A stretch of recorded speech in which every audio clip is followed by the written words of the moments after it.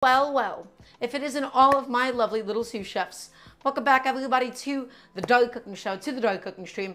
I hope you're all having a beautiful day today. If you're currently watching this live, it is Wednesday, June 12th, and I see that we have all of my lovely little sous chefs. Hello to Jack, hello to G-Spent Gaming, hello to Trash Can Cat Mom, hello to Turina, hello to Arc317, hello to Dosky, hello to everybody else that I might have missed. I'll say hello to you at some point as we are all still trickling on in. Hi, it's good to have all of you. Welcome on in. Welcome to the cooking show. I hope you're all having a really nice Wednesday. We've had a couple of days off, and now we are back. Also, Dead Draken, not really sure how to say the tag. Welcome on in. Also, Grateful, welcome on in. Lovely to have you. Hi, Chef. My rice got a lot nicer since I started watching. Thank you. Also, that's very sweet of you. I'm happy that I was able to help out. Also, welcome on in to April on Venus. Hi. We have so many new viewers coming in for the first time. It's good to have all of you. How'd you all find the cooking show? Well, welcome on in. It's good to have all of you. I'm really excited about today's show. I'm a little bit sleepy. I'm a little tiny bit sleep deprived. So once again, I do apologize if I'm a little bit more off my game than usual. But today, my friends, I was feeling a little bit Italian, as one does. I was feeling like I wanted a little bit of pasta. And so I wanted a creamy pasta dish. And I wanted a creamy, essentially all-encompassing pasta dish. I wanted a pasta dish with everything in it. And so that is why I devised today's dish. Today's not going to be that long of a stream. Today's going to be nice and simple. We just have a lot of prep that we need to do, and it'll be a nice way of using up some leftovers and showcasing some ingredients that I love. We will be doing a chorizo orzo today, my friends. Orzo is essentially this very small pasta that's sort of shaped like a grain of rice. We're going to be making it creamy. We're going to make it really nice and delicious. It's going to have orzo. It's going to have sweet sautéed leeks. It's going to have some garlic. It's not going to be quite like a sauce, G-Spent Gaming. It's more like the orzo and the chorizo and everything that goes into it is all going to be one dish. It's going to have sage. It's going to have parsley. It's going to have some tomatoes inside of it. And so let's go ahead and do a little bit of a walkthrough through all of the different ingredients. My bangs are acting up a little bit today, so I apologize for that as well. So let's go ahead and talk about what we have.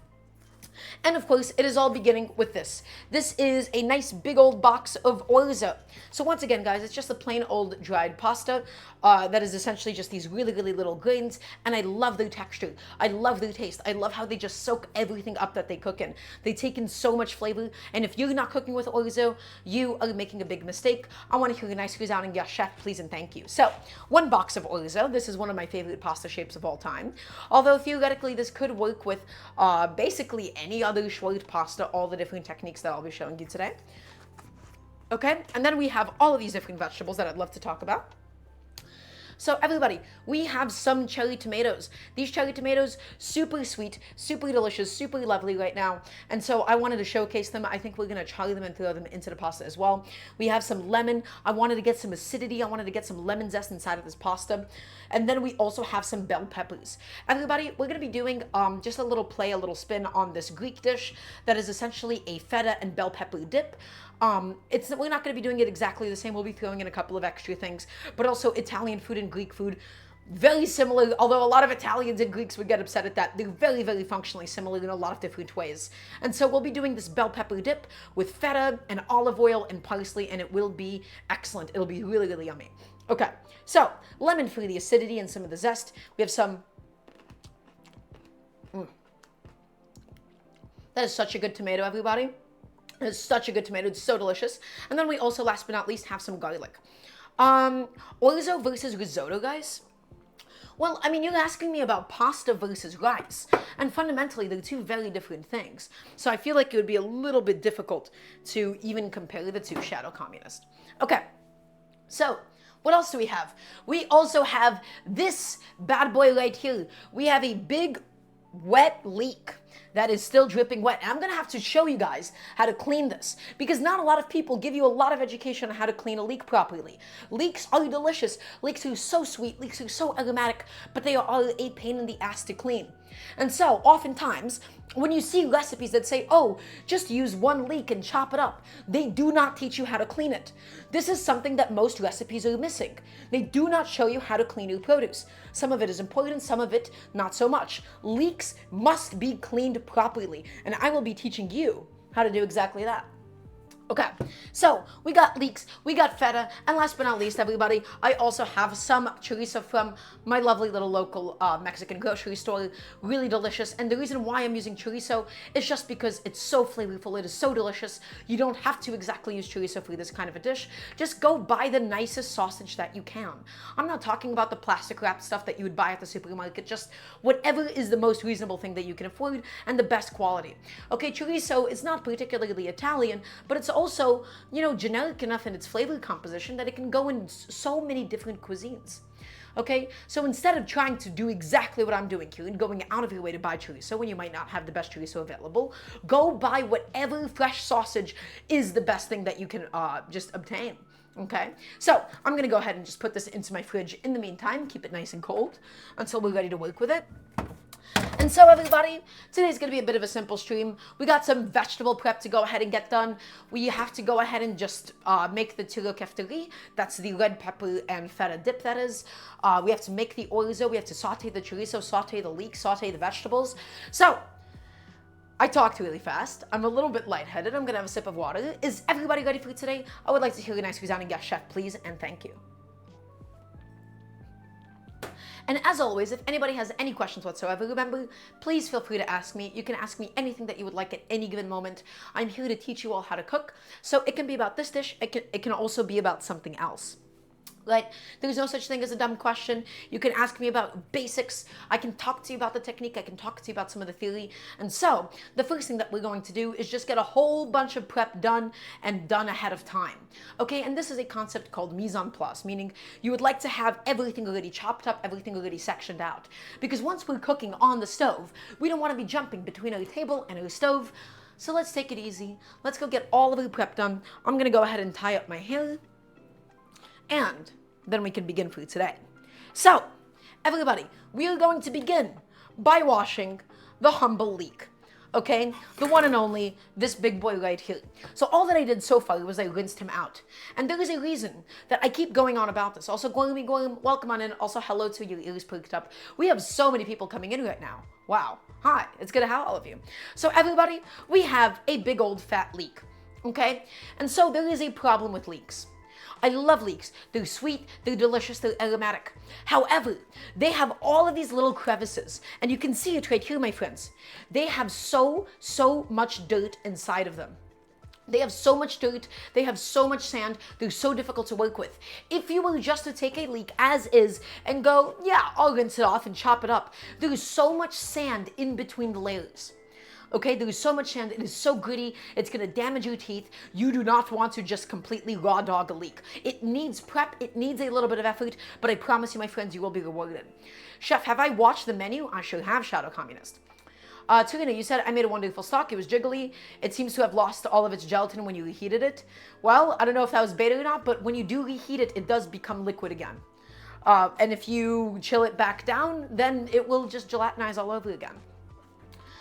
Okay, but your technique was lacking. If I had any advice on how to shape onigiri, Jack, I've never made onigiri, so I wouldn't be able to tell you.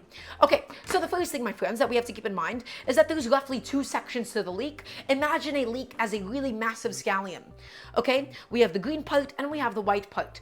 The green part, while still really delicious and really aromatic, it tends to be a little bit tough to chew. It doesn't tend to actually melt in. It doesn't tend to be a very tender bite. People typically save the leek tops for use in something like a chicken stock. Or theoretically, if you do cook it down long enough, then it should be okay. But for our purposes today, we're not actually going to need the leek greens. And so all that we can do, my friends, is just whenever it starts to get dark green, somewhere around here, take that, hack it off, and then we'll go ahead and put it later on, okay? How do you make chocolate milk? Chocolate syrup and milk. I hope this helps. So guys, all of this leek green right here, we're actually not going to need this little guy. So the thing that we will need for today is one of my all-time favorite kitchen tools that I firmly believe everybody should own. This is not a tool that I've actually had a chance to sort of shill enough on the stream, I think, because normally it's already been done. Everybody, this is a salad spinner. The beauty of salad spinners is that we're going to essentially soak the leek in water. We're going to draw out all of the sand, and then we're going to spin it dry. And then that way, the leeks are still going to be dry. They're still going to be ready to get sauteed. This is going to be the ideal vessel, okay, to get the sand out. And I'm going to show you exactly how much sand there is in this bad boy. So we're going to go directly into the salad spinner after we do chop up the leek and process it a little bit. And so the only thing that we really need to do, my friends, is we're going to go ahead and take it and we're going to slice it down lengthwise all the way through. Here we go. And so we have now officially exposed the leek. And inside of all of these layers, my friends, lies so much sand, lies so much dirt. If your goal is to cook whole leeks, you have to go through each of these layers individually and wash them up really, really good. In my case today, because we're going to be chopping them and sauteing them, we can cut them sand and all, right? Dirty leeks and all, and then go into the salad spinner, soak it, strain it out. It's a lot of effort, it's a lot of work, but it is all worth it, my friends, because leeks are a really, really beautiful piece of produce. So, now we have to think about what is the size that I would actually like to cut my final leeks to. My goal is to really match the size of the orzo. I don't want my leek chunks to be too big. Okay, also Dangerous Mouse, welcome on in. So all that I'm doing is I'm taking the leeks, I'm slicing them in half lengthwise, okay? And then everybody, we're just going to go through and just slice them up. And I'm looking for about a medium dice or so. The reason why I don't want these to be too small is because if they're too small, then, you know, they're gonna shrink down when they cook. I don't want them to completely disappear. I still want to be able to bite into a little chunk of leek, okay? So just keep going, keep going. Keep going, keep going, keep going, until we get all the way to the base of the leek, which we will then discard. So it looks fine. It looks like a normal vegetable. It looks nice and clean. But once again, my friends, I do assure you that there is so much dirt stuck at the bottom, and then I'm going to go ahead and get rid of my leek bottoms here. You could use those for stock if you wash those up as well. Okay? And then once again, everybody, using one of my favorite kitchen tools, the handy dandy little bench scraper. Okay, we'll just be taking it, excuse me, had a little bit of a mishap. We'll just be taking it and scooping it all up and putting it into the salad spinner. Also, Mr. Blackster, welcome on in. It is lovely to have you.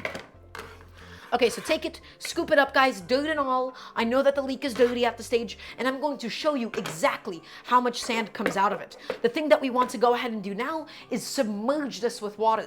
We want to fill it up with water, and then we're going to be washing it up really good. Okay, so I'm gonna go ahead and take a second and do that.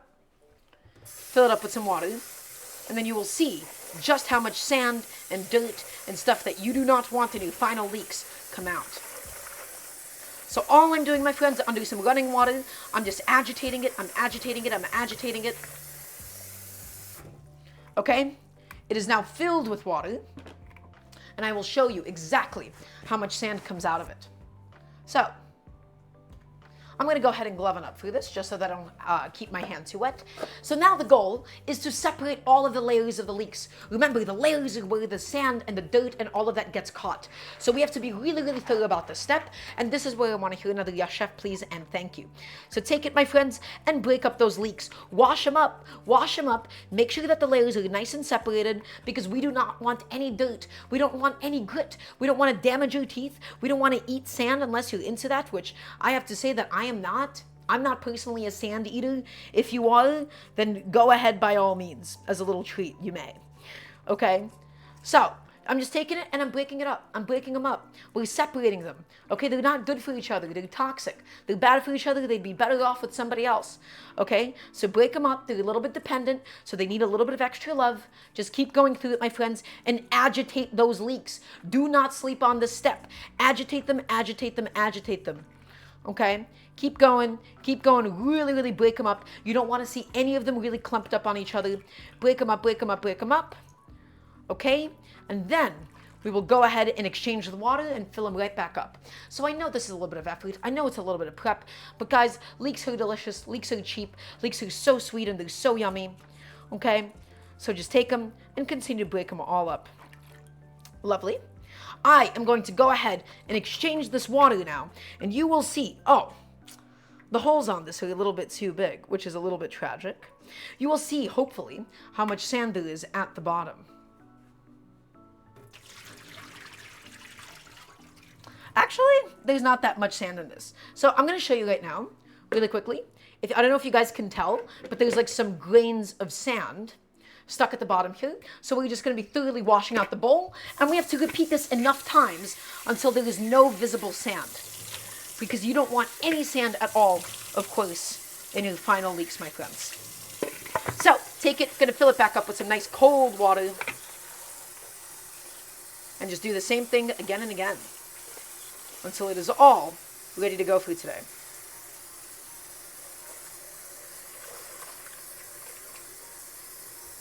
Okay, lovely. Come back in and just agitate it. Once again, my friends, agitate it, scrub up the little pieces, get all of the sand off of them, and we just got to do this a few more times, and then we'll be good. Does anybody have any questions for me in the meantime? I love leeks. I haven't had a chance to cook with them in a while. I haven't seen them in my store in a little bit. I saw them at my supermarket today, and I was really, really happy. And by the way, you don't have to use leeks. You could theoretically use any allium. That is the beauty of cooking. That is the beauty of cooking with alliums. You can swap out leeks for onions and vice versa. You can swap them out for shallot. They're all a little bit different, but they all somewhat do the same purpose at the end of the day. They're unique. You'll let their individuality sing, but I just really like leeks, my friends. Okay, so keep going, keep processing it. Again, I want to be nice and thorough, okay? And this is not something that you want to be lazy with at all. Take that, let's go ahead and dump out the water and see how many more passes we're actually going to need to end up doing here. In fact, everybody, I gotta say that that water is just about running clean at this point. I think this is only going to need one more pass all the way through, just to be extra thorough. And then we'll dry it off, and we'll talk about the importance of doing so. So taking it back, filling it up with some water one more time. Okay. And let's agitate them. Let's come back in there. You want to ask about more ideas on how to integrate lentils in your day-to-day? Well, Jack, I have to say, I'm a little bit newer to cooking lentils myself. The things that we've done with lentils on the stream is we made a lentil soup, we made a couple of lentil curries, and then we also did a lentil salad. I don't think I'm necessarily the best source on how to integrate them in a day-to-day, but I think the best thing that you can do is just see what existing cultures already cook with that ingredient. Instead of trying to figure it out from scratch or figure it out from the ground up, just Google, hey, which cultures have lentils? What are those existing cultural dishes? And then start getting some inspiration from there before you do anything too contemporary, okay? So that would be my advice to you, Jack. So everybody, my leeks, I can say now with confidence, are nicely and beautifully washed. All of that sand and all of that dirt and all of that scum off of them is gone. Okay, and last but not least, my friends, it is time for the salad spinner to do what it is supposed to do, which is spin. So I'm going to talk about this really quickly. In cooking, moisture is usually your enemy. So much of cooking is either taking away moisture or adding it or keeping the amount of moisture. We do not want any of this water on all of my beautiful little leeks because water is going to directly stop them from browning. Water is going to make a mess, it's going to splash and react with the oil, and so instead of necessarily needing to air dry this or use paper towels, I love my salad spinner. I'm going to say this again and again. I use this for lettuces, I use this for herbs, I use this for just about anything light enough to go into it. Take it, slap it on, and spin it. And I'm going to show you all exactly how much water comes out of it this way. We don't have to use a paper towel. We don't have to do anything crazy like that, my friends. A salad spinner is genuinely life-changing. With just a few spins, please come take a look at the sheer amount of liquid that we have extracted out of the leeks.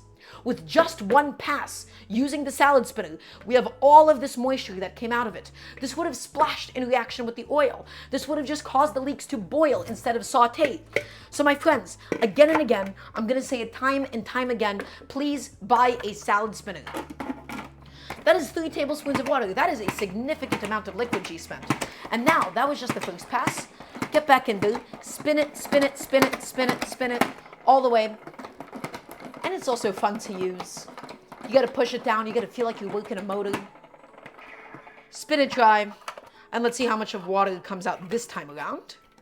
another pass. Another couple of tablespoons of water have come out of it. And I'm actually just going to say that that is okay for my purposes today. Things that spin are fun. Absolutely they are. So everybody, if you do not own a salad spinner, this is your sign to get one. They're not expensive. They make your life so easy for salads and so many different vegetables and fresh herbs. I highly, highly recommend. I cannot recommend it enough for people to go ahead and get one. Okay, so I'm going to go ahead and take a second, transfer my lovely little leeks over to a plate, and we can continue with the rest of my prep for today. So I know that was a really big rant about salad spinners, but it has genuinely revolutionized the way that I cook at home. And if it's revolutionized the way that I cook at home, it'll probably do the same to you. I want to show off all of these like kitchen tools and gadgets that I actually think are useful, right? So if you ever want to cook with leafy greens, with vegetables, with leeks, with fresh herbs, a salad spinner, my friends, is going to be a must. It just is. So I'm just taking a second to go ahead and put that away. How's everybody else doing today? I hope everybody's been having a good day today. My day has been a little bit uneventful. We just bought a little bit of chorizo for today's stream, cleaned up my kitchen, got ready for today. Also, Alyssa, thank you so much for the Prime sub. So all that I'm doing right now, my friends, is once again just getting the last of my leeks onto the plate, and then I will do away with Mr. Salad Spinner. So for today, in total, even though it might be a lot of leek for the pasta, I want a very leek-heavy pasta. I want that sweetness, my friends. I want that flavor. I want that alliumi aroma. And it will be fantastic. Okay. Almost done. Excellent. That has all been taken care of, I believe. And I can just go ahead and put my salad spinner away, and we have no more use for it. Typically, I only use my salad spinner before the show when I do my prep, but I wanted to teach you guys how to wash leeks. This is one of my biggest problems with recipes. So many recipes, so many written forms of recipes. Everybody, how many times have you seen a recipe that was like, oh, half a cup of diced onions? How many times have you seen a recipe that was something like, oh, okay, just have one leek washed and ready to go? What does that mean? If your goal is to teach somebody how to use and cook a piece of produce, if your goal is to highlight that produce, written recipes don't actually teach you. They don't teach you. And so you really, really, really, really need that help sometimes. Sometimes people just rinse it and they think it's okay. I want to help you guys. I want to help you guys with the basics. I want to help you guys learn how to do these things. Most people never really learn how to do these things the correct way, you know? Okay, and so before we begin with everything else that we need to do today, I just want to have a quick little discussion about my leek greens. Okay, so everybody, these are the greens of the leek. Right? These are the greens. These still have sand in between the layers, so you have to wash them up really good. Typically speaking, people will use these for stocks. Now, the leeks have a lot of flavor inside of them. They're really aromatic. They're really delicious, but they're really dried out and they're really chewy. And so as a result, people don't typically like to saute with these too much. Okay, so these bad boys, I'm just going to go ahead and throw back into my fridge with the rest of my leeks and be done with it. I've also just wiped off my cutting board of any residual salt, of any like residual sand and dirt, right? Because we don't want any of that to go into the food afterwards. So all that I'm going to do is just take a nice wet paper towel and wipe it off. Chef, Kenji wrote about slicing onions in the New York Times. Well, so I'm glad that he did, because again, there's so many different things about cooking that just people, they just don't know. They seem like basics, but people just do not know. Okie dokie. Yes, leek tops are excellent for stock. So I'm just wiping this off. I'm getting rid of any sand, my friends. Getting that out of here, out of sight and out of mind. And now let's go ahead and talk about these bad boys. Everybody, I have some lovely bell peppers here. These bell peppers are going to be for my red pepper dip. And so something that I really, really like doing is I love charring the heck out of my bell peppers. And I mean charring them. We're going to be taking these and we're going to be heavily blackening the skin until it is super charred, super smoky, nice and roasted and nice and delicious. And the reason why we do this, it just adds in so much extra depth of flavor. That is essentially what you get when you buy roasted red peppers. So I'm going to make sure that my broiler is set on. And I'm going to teach you how to go ahead and get the planks of flesh off of a bell pepper. Now, a very typical method that you see that people have for charring bell peppers is, here's what they do. They usually go directly over an open flame. If they have a gas stove, directly over an open flame, and they hold it with tongs. I don't like this method. I don't actually think it's a very good method unless you have a grill. And I'm going to explain to you why. First of all, it's messy. The bell pepper itself, as it heats up, because it is a vegetable, it's wet. It's going to release water as it ends up heating up. And what ends up happening is, as it chars, you have some juices that drip down onto your gas flame directly.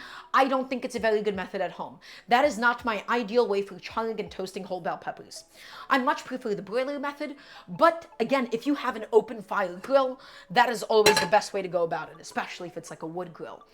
I live in New York. I live in an apartment. I have an apartment kitchen. I don't have access to a grill, and thus will be using the broiler. The broiler is your top heating element of the oven. It gets super hot. It gets super smoky. Okay, and we're able to really, really seriously blacken things. So, everybody, bell pepper. We are not going to mess around with cutting it off and then ripping out the seeds. As you all may know, I hate that method. I think that method is inefficient and archaic. And so instead of that, all that we are going to do, my friends, is shave the sides.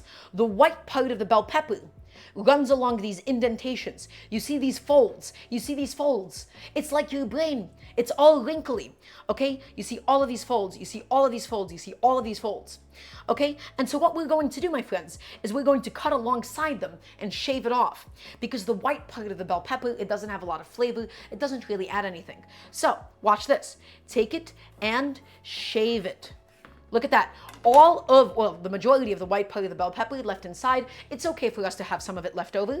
Take it, my friends, and shave it. Shave it, shave it, shave it, shave it all the way down, and you get to keep all of those seeds nice and intact instead of spilling out all over your cutting board. Shave it, there you go. And now take a look, my friends. Minimal waste. We've left the entirety of the white part of the bell pepper inside. We've left the seeds. We've cut off the top and the bottom. All of it in one go.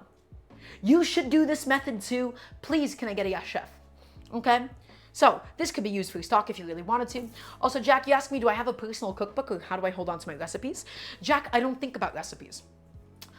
Everything that I have is just technique and theory. These are all things that I've accumulated over a very long time of cooking. Nothing that you actively see and hear are recipes per se. Okay? So, do I have a personal cookbook? Occasionally, if I make something so unique and special, I like to consider what I'm doing here improvising. I'm always thinking of new creative ideas. I'm looking at what I have in my fridge. Every now and then I make something that is so special and so unique that I do write it down. One of those dishes for me was my French onion cream spinach. I made cream spinach out of really deeply caramelized onions. I made a bechamel out of those caramelized onions, made the cream spinach inside of that, and then I topped it off with Gruyere cheese and broiled it. That is one of my proudest dishes I've ever done. And so, that is like one of my personal signature recipes. My French onion cream spinach, everybody, it is such a treat. It is such a treat. It is so special. I love doing it for celebrations. Okay, so, in the meantime though, we're just shaving. We just gotta keep on shaving. Keep it shaving, keep it shaving. Keep it going. And there you go. All of the white part of the bell pepper left inside. And now we're left with all of my bell pepper planks.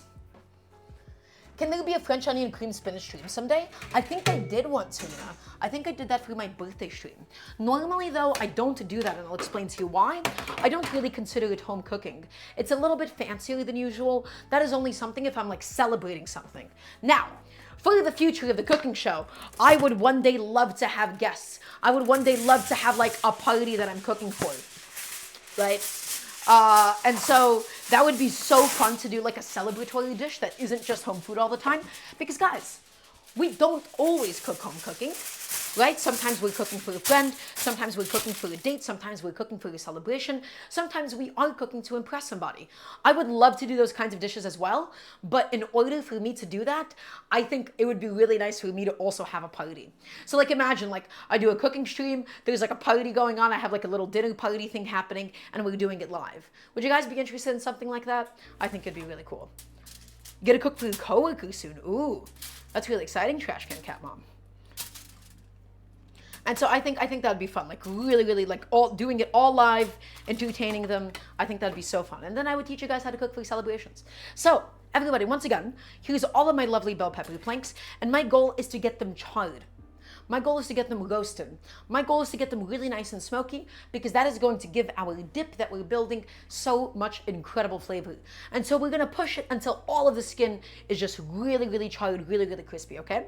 So under the broiler it goes. Once again, the broiler is your top heating element of the oven, and it's very nice because it's able to get up to higher temperatures than your oven is, and it's able to get up to higher temperatures than your stove is. Okay, so in it all goes. Get it under the broiler, get it charring, get it doing its thing, and then we'll just come back to it and check on it occasionally. So, what else do we need to go ahead and get done? Well, we have to prep a couple of the other vegetables for the pasta. We have to go ahead and get the rest of the stuff for the Tyrokafteri ready, meaning just chop up some feta, blend it in. So we don't actually have like a crazy amount of things to do, but we'll figure it out. We'll get it done. Hope you guys are all enjoying the show so far today. Today is, again, not going to be the busiest stream of all time, but we still got things to do. We still got ways to be busy. In the meantime, let's go ahead and prep some cherry tomatoes. Everybody, as you all may know, I love cherry tomatoes. And I've only recently learned that people don't like cooking with cherry tomatoes. And that was always something that confused me. And I'm going to explain to you why. I started off, I'm a cooking teacher as well for a nonprofit. I made a lot of dishes out of cherry tomatoes. Right? I would cook with them a lot. A lot of people, I've realized, are only used to seeing cherry tomatoes in salads. But cherry tomatoes, they cook exceptionally well. And I'm going to explain to you why. Generally speaking, the smaller the tomato, the more pectin it has, the more starch it has. It gets really, really sticky.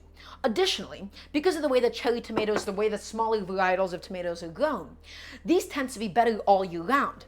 Typically speaking, everybody says, oh, the best time for tomatoes is exclusively in the late summer.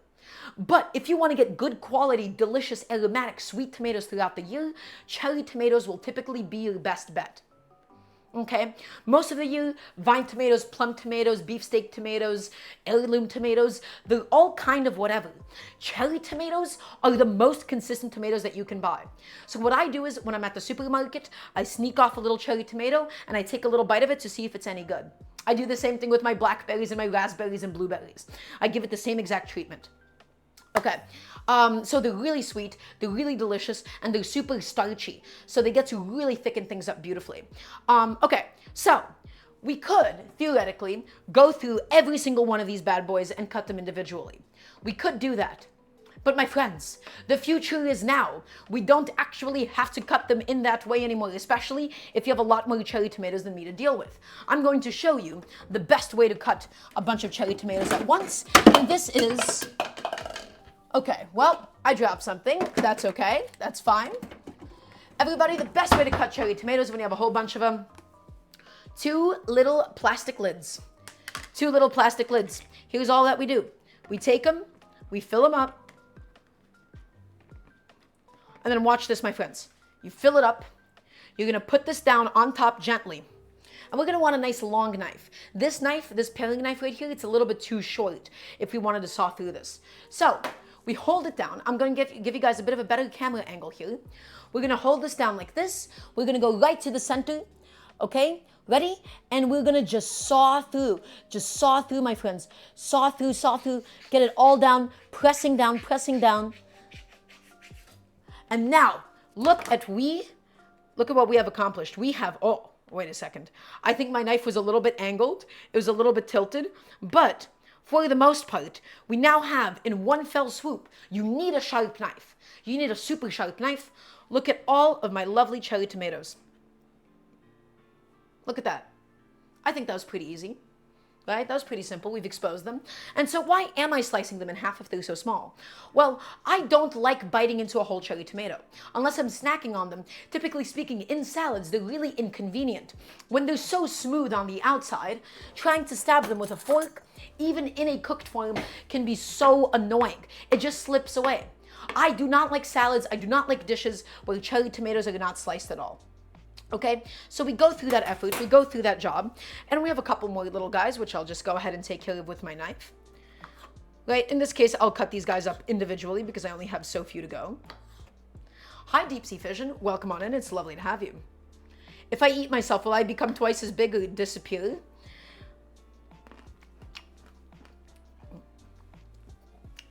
You can't eat yourself. I'm sorry. I don't really know how to answer you silly little riddle. I'm afraid. I'm not very good with those. Okay, great. So, everybody, all of my cherry tomatoes nicely sliced, ready to go for today. I'm gonna go ahead and just take care of my lids, throw them in here, and we'll go ahead and just once again, everybody, using my favorite kitchen tool. If you do not, I hate having long hair sometimes.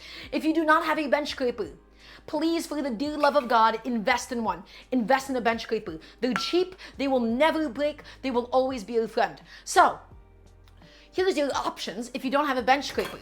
Ready, everybody? You can take your fingers and pick them up individually. Alternatively, you could scoop them up, but it's a little bit rougher. Or, this is what people do that I hate. I do not like this. People take their knife and they scoop it up this way. They scoop it up, they scoop it up, they scoop it up. So why do you not do that? What happens if you do that? If you do that, what ends up happening is not only do you actively dull your knife against your hard cutting board, you're scraping against it, you are destroying your knife. You also risk cutting yourself. Now you could use the back of your knife, but look how short it is. It doesn't have that much surface area. Guys, please just buy a bench scraper. Buy it and you'll never regret it. Okay, it is my favorite kitchen tool. Look, pick it up, scoop it, and the job is done. Pick it up, scoop it. Oh, come on, buddy. Pick it up, scoop it, and the job is done. Also, pseudo-natural. It's going to be... Oh, okay, I just had one cherry tomato fall 5 seconds ago. Okay.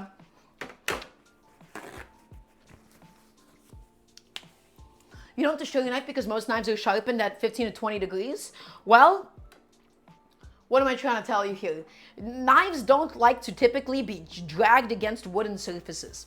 They do not like it. The goal is to actually have them touch the wood as little as possible. Okay, the more impact that they have, the more that they will dull. And then also having a knife directly towards yourself will cut yourself. If you had to use your knife, just use like the back of your knife or something, or like the back of a cleaver. Okay, everybody, let's go inspect the red peppers. My goal, once again, I want them blackened. I want them charred. I want them nice and smoky and nice and delicious because that is going to make a dip really, really yummy. Okay, so let's go take a look. Ooh, everybody, they're beginning to get there. You see how we still have some spottiness on the sides? We're just gonna rotate the sheet tray, but this is not enough. Okay, this is not enough. Also, too, we've stopped the drop count. We're not doing that anymore. Okay. So guys, take a look. We want this to push this even further. I want my red peppers to be roasted. I want them to be nice and soft and cooked through, and I want that skin to basically flake away. It's gonna be delicious, it's gonna be sweet and tender, and so we just give this bad boy a little rotation, and we shove him back on in. Shove it back in, my friends, for... everybody's boiler is different, the amount of water is different, the distance to the actual heating element itself, so it will take different amounts of time depending on your oven, and so that's why I can't give you any sort of times on how long this is going to take, okay? So, back to this. Also, Turina, you are totally fine. You have nothing to apologize for. Everybody, all of my cherry tomatoes ready to go for today. We also have some lemons that we have to process. You're asking me, what about the different sorts of rice, like long grain or basmati rice? So, yes, every single rice grain is innately different. Shorter rice grains, things like arborio, carnaroli, bomba, and sushi rice, they tend to be richer in a couple of different pectins. That tends to make those rices starchier and stickier. Longer grain rices, they tend to turn into mush more. Okay, but they tend to hold on to the granular structure. And all of them have slightly different aromas and flavors. So the answer is, yeah, all grains of rice, they have different concentrations of different starches and pectins, and they all cook up a little bit differently, and they also have different aromas. Okay, so everybody, we gotta go ahead and zest some lemons. Some of the lemon zest is gonna be used towards the pasta, and some of the lemon zest is gonna be used towards the Tyrokafteri. Okay, the lemon zest is where the majority of the aroma inside of a lemon is, my friends.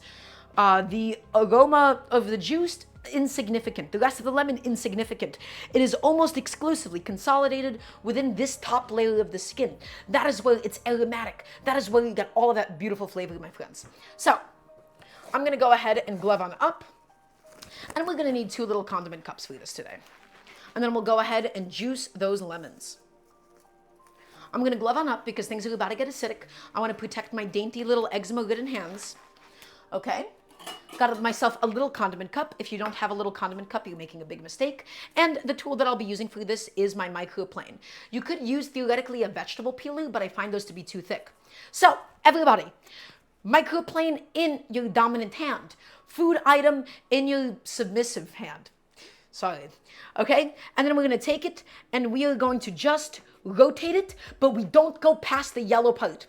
Because once we get into the white part, it starts to get bitter, my friends.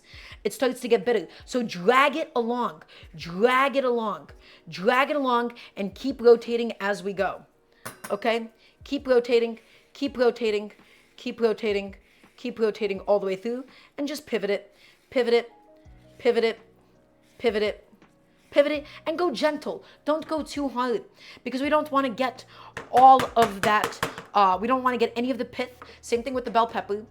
So if you don't own it, I'm going to show you what you can use instead. Okay?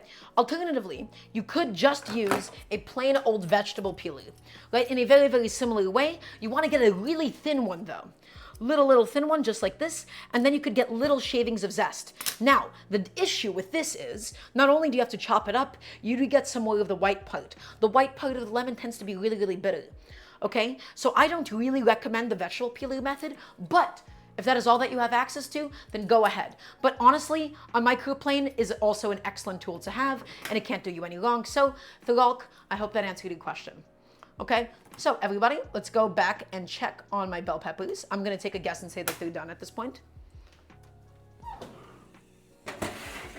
Yeah, that is what I'm talking about, my friends. I want you to take a look. Take a look. You see how it's fully charred? You see how it is fully blackened? That's okay. That is okay for it to be so charred. We're going to be peeling the skin off today, okay? But it's still going to contribute all of that smokiness. We've effectively roasted a bell pepper, but all of this skin, my friends, I promise you, it is just going to be gone. So all that we're going to go ahead and do is we're just going to take it and let it steam. The steam is going to really, really help to peel the skins off a little bit. So take it, bunch it up inside of the aluminum foil. Bunch it up, bunch it up, bunch it up. Be careful not to burn yourself. Just bunch it up, my friends. Make a little thing and just let it steam for 10 minutes or so. And this is just going to really, really help with the ease of peeling food today. Chef, thoughts about the new Twitter-like thing? I miss when people could be accountable for being degenerate on Twitter. This is just going to enable people, which I have ways to benefit from it, so I don't think it's that big of an issue. Okay. Okay, so one of these is going to be used for the dip, and then the other lemon zest is going to be used for the pasta. Because, guys, I want that flavor. I want that aroma. I want all of that delicious, delicious zest. In fact, I don't have to do it directly over the condiment bowl. I want all of that flavor inside of my pasta today. I want it to be, I don't want a bland pasta, okay? Lemon is an incredible seasoning. Don't let anybody tell you otherwise. Don't let anybody say that, oh, it's not a spice, thus it is not a seasoning. Lemon zest has so much aroma in it, my friends. Okay? So there you go. 2 lemons worth of zest. And we're only going to need, I think, an entire lemon's worth of juice. Because remember, lemons are inconsistently acidic. Okay? Sometimes they have more juice. Sometimes the juice is sweeter. Sometimes it's a little bit more acidic. So we always start with less because we can always add more later on. I'm going to say it again. We can always add more lemon juice later on. Can I please get a yes, chef? So everybody, take each and every single one of your lovely lemons, slice them in half, okay, just like so. And everybody, as always, I am not a hand juicer. I don't think juicing by hand is a very good idea. It is strenuous, especially if you have the eczema, it's a little bit annoying, and it's not the most efficient. And you get all of the seeds stuck in there, and it's not great. Okay, so take it, nice little citrus press, my friends. Buy a citrus press. I love this tool to death. Take it, squish it down. I know today I've been telling you guys, buy all of this equipment. Okay, and then just juice it, and we get all of that lovely lemon juice. So, Tarina, you asked me, how do I feel about bottles of lemon juice? Here's the thing. In cooking, there is a concept called destructive and non-destructive prep. Basically, the more that you chop something, the more that you process something, the more that you crush it, the more that you juice it, the sooner it ends up going bad. My issue with bottled lemon juice is that it lacks so much of the aroma and the flavor, and all that it really has is just acidity and some sweetness. Pre-bottled lemon juice does not need to exist. It is one of those things that exists as purely convenience. Now, people will then create the argument of accessibility, that, hey, this is an important accessibility thing. Well, there's electronic citrus squeezers, there's electronic citrus presses. I would say it's worse than garlic.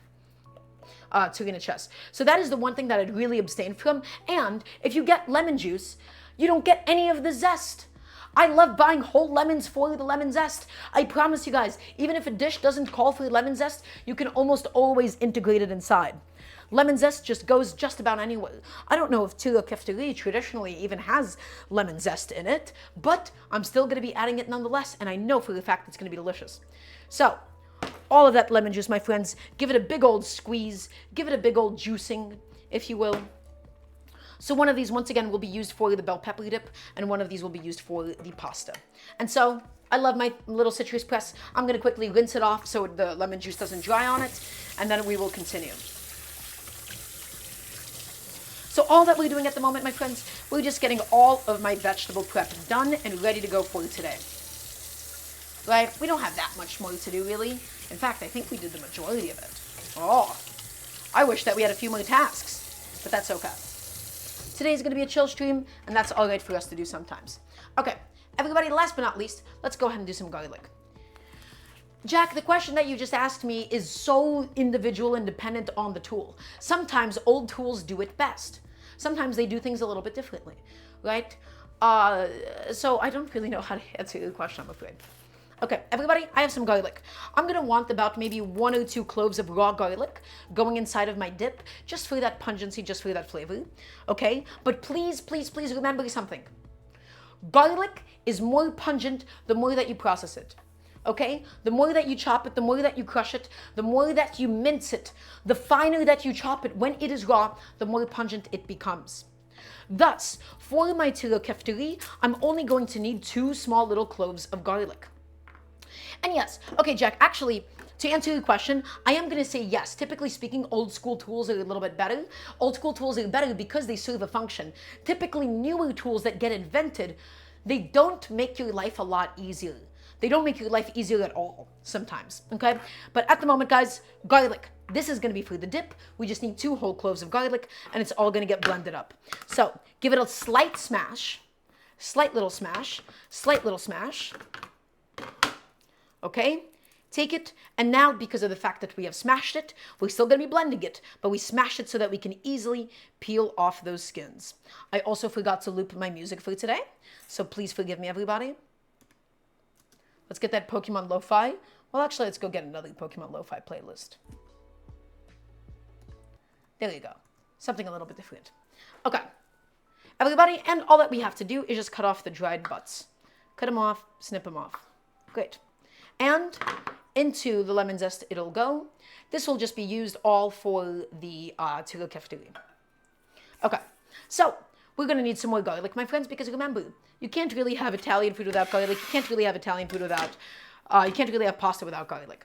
Traditionally, in Italian cooking, they're little babies about garlic. In mainland Italian food, guys, they add in a little garlic clove into the oil, they infuse it in the oil, and then they take it out because God forbid you have too much garlic. I, at least with my Americanized taste palette, right, I love a bunch of garlic in my Italian food. Okay, I love that flavor, I love that intensity. If you're watching this and you are mainland Italian and you're going, I don't know how to do a good Italian accent, but if you're going, this is too much garlic, I don't care. You get to decide how much garlic you want to cook with. Me personally, I know that I can never have too much garlic. Okay, so everybody, same deal as before. Smash them to separate it. Smash them. Also, Kaze, welcome on in. There's never too much garlic. You're absolutely right. I love garlic. I love it to death. Go ahead. Thank you guys for teaching me how to do an Italian accent in the chat. Also, really quickly, let's do some housekeeping. Everybody, if you'd like to support the show, if you'd like to support what we do here, my goal is to be able to do this full time. I want to keep teaching people how to cook at home. And so any and all support on my Patreon would be appreciated. You can type in !Patreon. And that's just a very nice way of financially directly supporting the show. Okay, so take them and trim those butts. Trim those butts. Trim them up, get them all out of here. Scoop it, and off it goes. Okay, everybody, I got 3 garlic cloves, and I need to process them, but I have a problem. I don't want to chop the garlic. Chopping garlic is sticky and cumbersome, and quite frankly, a bit of a nuisance. So, as always, what tool am I using, everybody? Mr. Garlic Press. And don't let anybody ever shame you out of it. Okay? It became a trendy thing for people to hate on garlic presses. They're absolute nonsense. I love these tools to death. Smash them, get them all in there, and look, there is no chopping, there is no salting the cutting board. How many of you have seen, by the way, that here's a hack on how to chop garlic, and they add salt, and they dig their knife into the garlic, and they keep smearing it over and over again. How many of you guys have seen that hack? Right? That's a very recent thing that people started pushing on food YouTube as of late. And I'm going to tell you right now, it's sticky and unpleasant and uncomfortable and so sloppy. And it's just a waste of time. To mince garlic, please just buy one of these things. These will last you a lifetime. These things don't break. Okay? And if you're like, oh, but I hate cleaning it.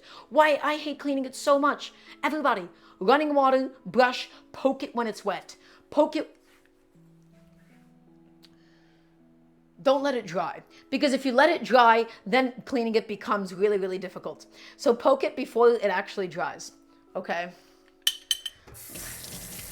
Guys, I'm sorry, sometimes I'm intentional with them. That was not one of them. That was not an intentional moment for me at all. Ugh, okay, I gotta chill out. I miss her so bad. I'm kidding, I don't. Okay. Anyhow. Everybody, my garlic has all been nicely and properly pressed. We got it all out of here. And so all that we're doing so far is we're just doing a bunch of the vegetable prep for today. We sliced the cherry tomatoes. This is the garlic for the pasta. This is the lemon juice and lemon zest for the pasta that we'll be finishing it with. And this is the lemon juice and zest for the Tyrokafteri. Okay.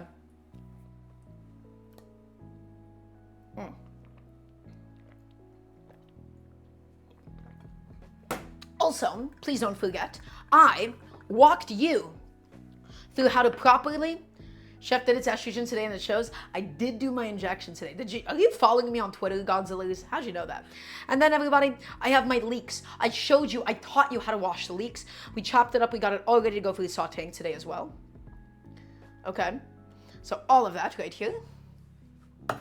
And everybody, we've also charred the bell peppers. The bell peppers, remember, my beautiful red bell peppers, they're nice and sweet, they're nice and delicious, okay? Let's go to the stove really quickly. We wrap them up in the foil just to let them steam a little bit. And because of the fact that we've let them steam, they will just peel up so much easier. Additionally, it helps to cook the flesh a little bit more because the goal of this is to be mostly cooked through when we actually get to making the Tyrokafteri. Okay, bell peppers. It's been, properly steamed. And so now we're just going to go through this bad boy and peel him up a little bit. Chef, today's menu might be finger garlicking good, I assume. Oh, pseudo natural. It's going to be even better than that. It is going to be lovely. So let's head back here. And all that we got to do, my friends, is we just got to peel up Mr. Bell Pepper and get him all ready to go for today. And then we'll throw him into the blender cup and wait for him to cool down. Because remember, when you have a regular normal blender, and when I say normal blender, I'm talking about something like a NutriBullet. Also, by the way, everybody, my Vitamix came in today. I just got the delivery just before I started the stream. I haven't washed it, but we finally got the Vitamix. Catherine Queen bought me a Breville toaster oven, a Vitamix, and a Magimix food processor. Insane. So generous, so sweet. But yeah, things are getting serious. Okay, everybody, so all that we're going to go ahead and do, if you have a NutriBullet, you can't blend things if they're hot or warm. Why? Because all of that pressure, all of that steam develops, and then it will burst out. Please don't blend hot things if you have a closed blending system. And so all I'm doing is I'm just going through all of my charred bell pepper skin because it's going to be a little bit too much. It's going to be too smoky. It's going to be too bitter, a little too complex for today. And so I just take it and I peel it off, and by peeling it, it's going to blend much, much easier as well. So my lovely roasted bell pepper, into the container it goes. But yeah, everybody, serious business is afoot. It's just gonna help to blend it up all really, really, really smooth. It works, but it's not worth the process. Serena, I have no desire to make blended cream soups in a blender. Am I prepared for how loud a Vitamix is going to be? Oh, I didn't consider that. The answer is, yeah, I think so. It's not going to be running all the time, right? So I'm okay with a little volume. So just peel it up, peel it up, peel it up. Chef, are there any peppers you can eat if you have indigestion? Jack, I don't know. I don't really know exactly what goes into a pepper indigestion. Yeah, you could use a paring knife, but honestly, guys, if you steamed it correctly, all of it just kind of plucks off on its own. You don't really need to use any tools for the job. So I just get in there with my hands. My hands are doing quite well. I don't have to worry about my eczema too much lately. So I just take it and I peel it off. But if it's too sticky, then you need a peeler. But if you properly char them, guys, same exact thing goes for the eggplant. If you really heavily charred the skin and you did it correctly, the skin should easily peel off. If the skin is not easily peeling off, that's a good indication that you didn't char it enough. Okay? If you char it properly, the skin is just going to naturally come undone. It's going to naturally just want to peel off of the bell pepper. Okay? So there we go. Cleaning these bad boys up. Getting them all into my little blender cup. And then we'll just let them cool down. Yeah, there goes the contrast. I know. Normally they're so beautiful, but the reason we wanted to char them this heavily today was just to get them really roasted. Okay? Oh, camera saturation glitches?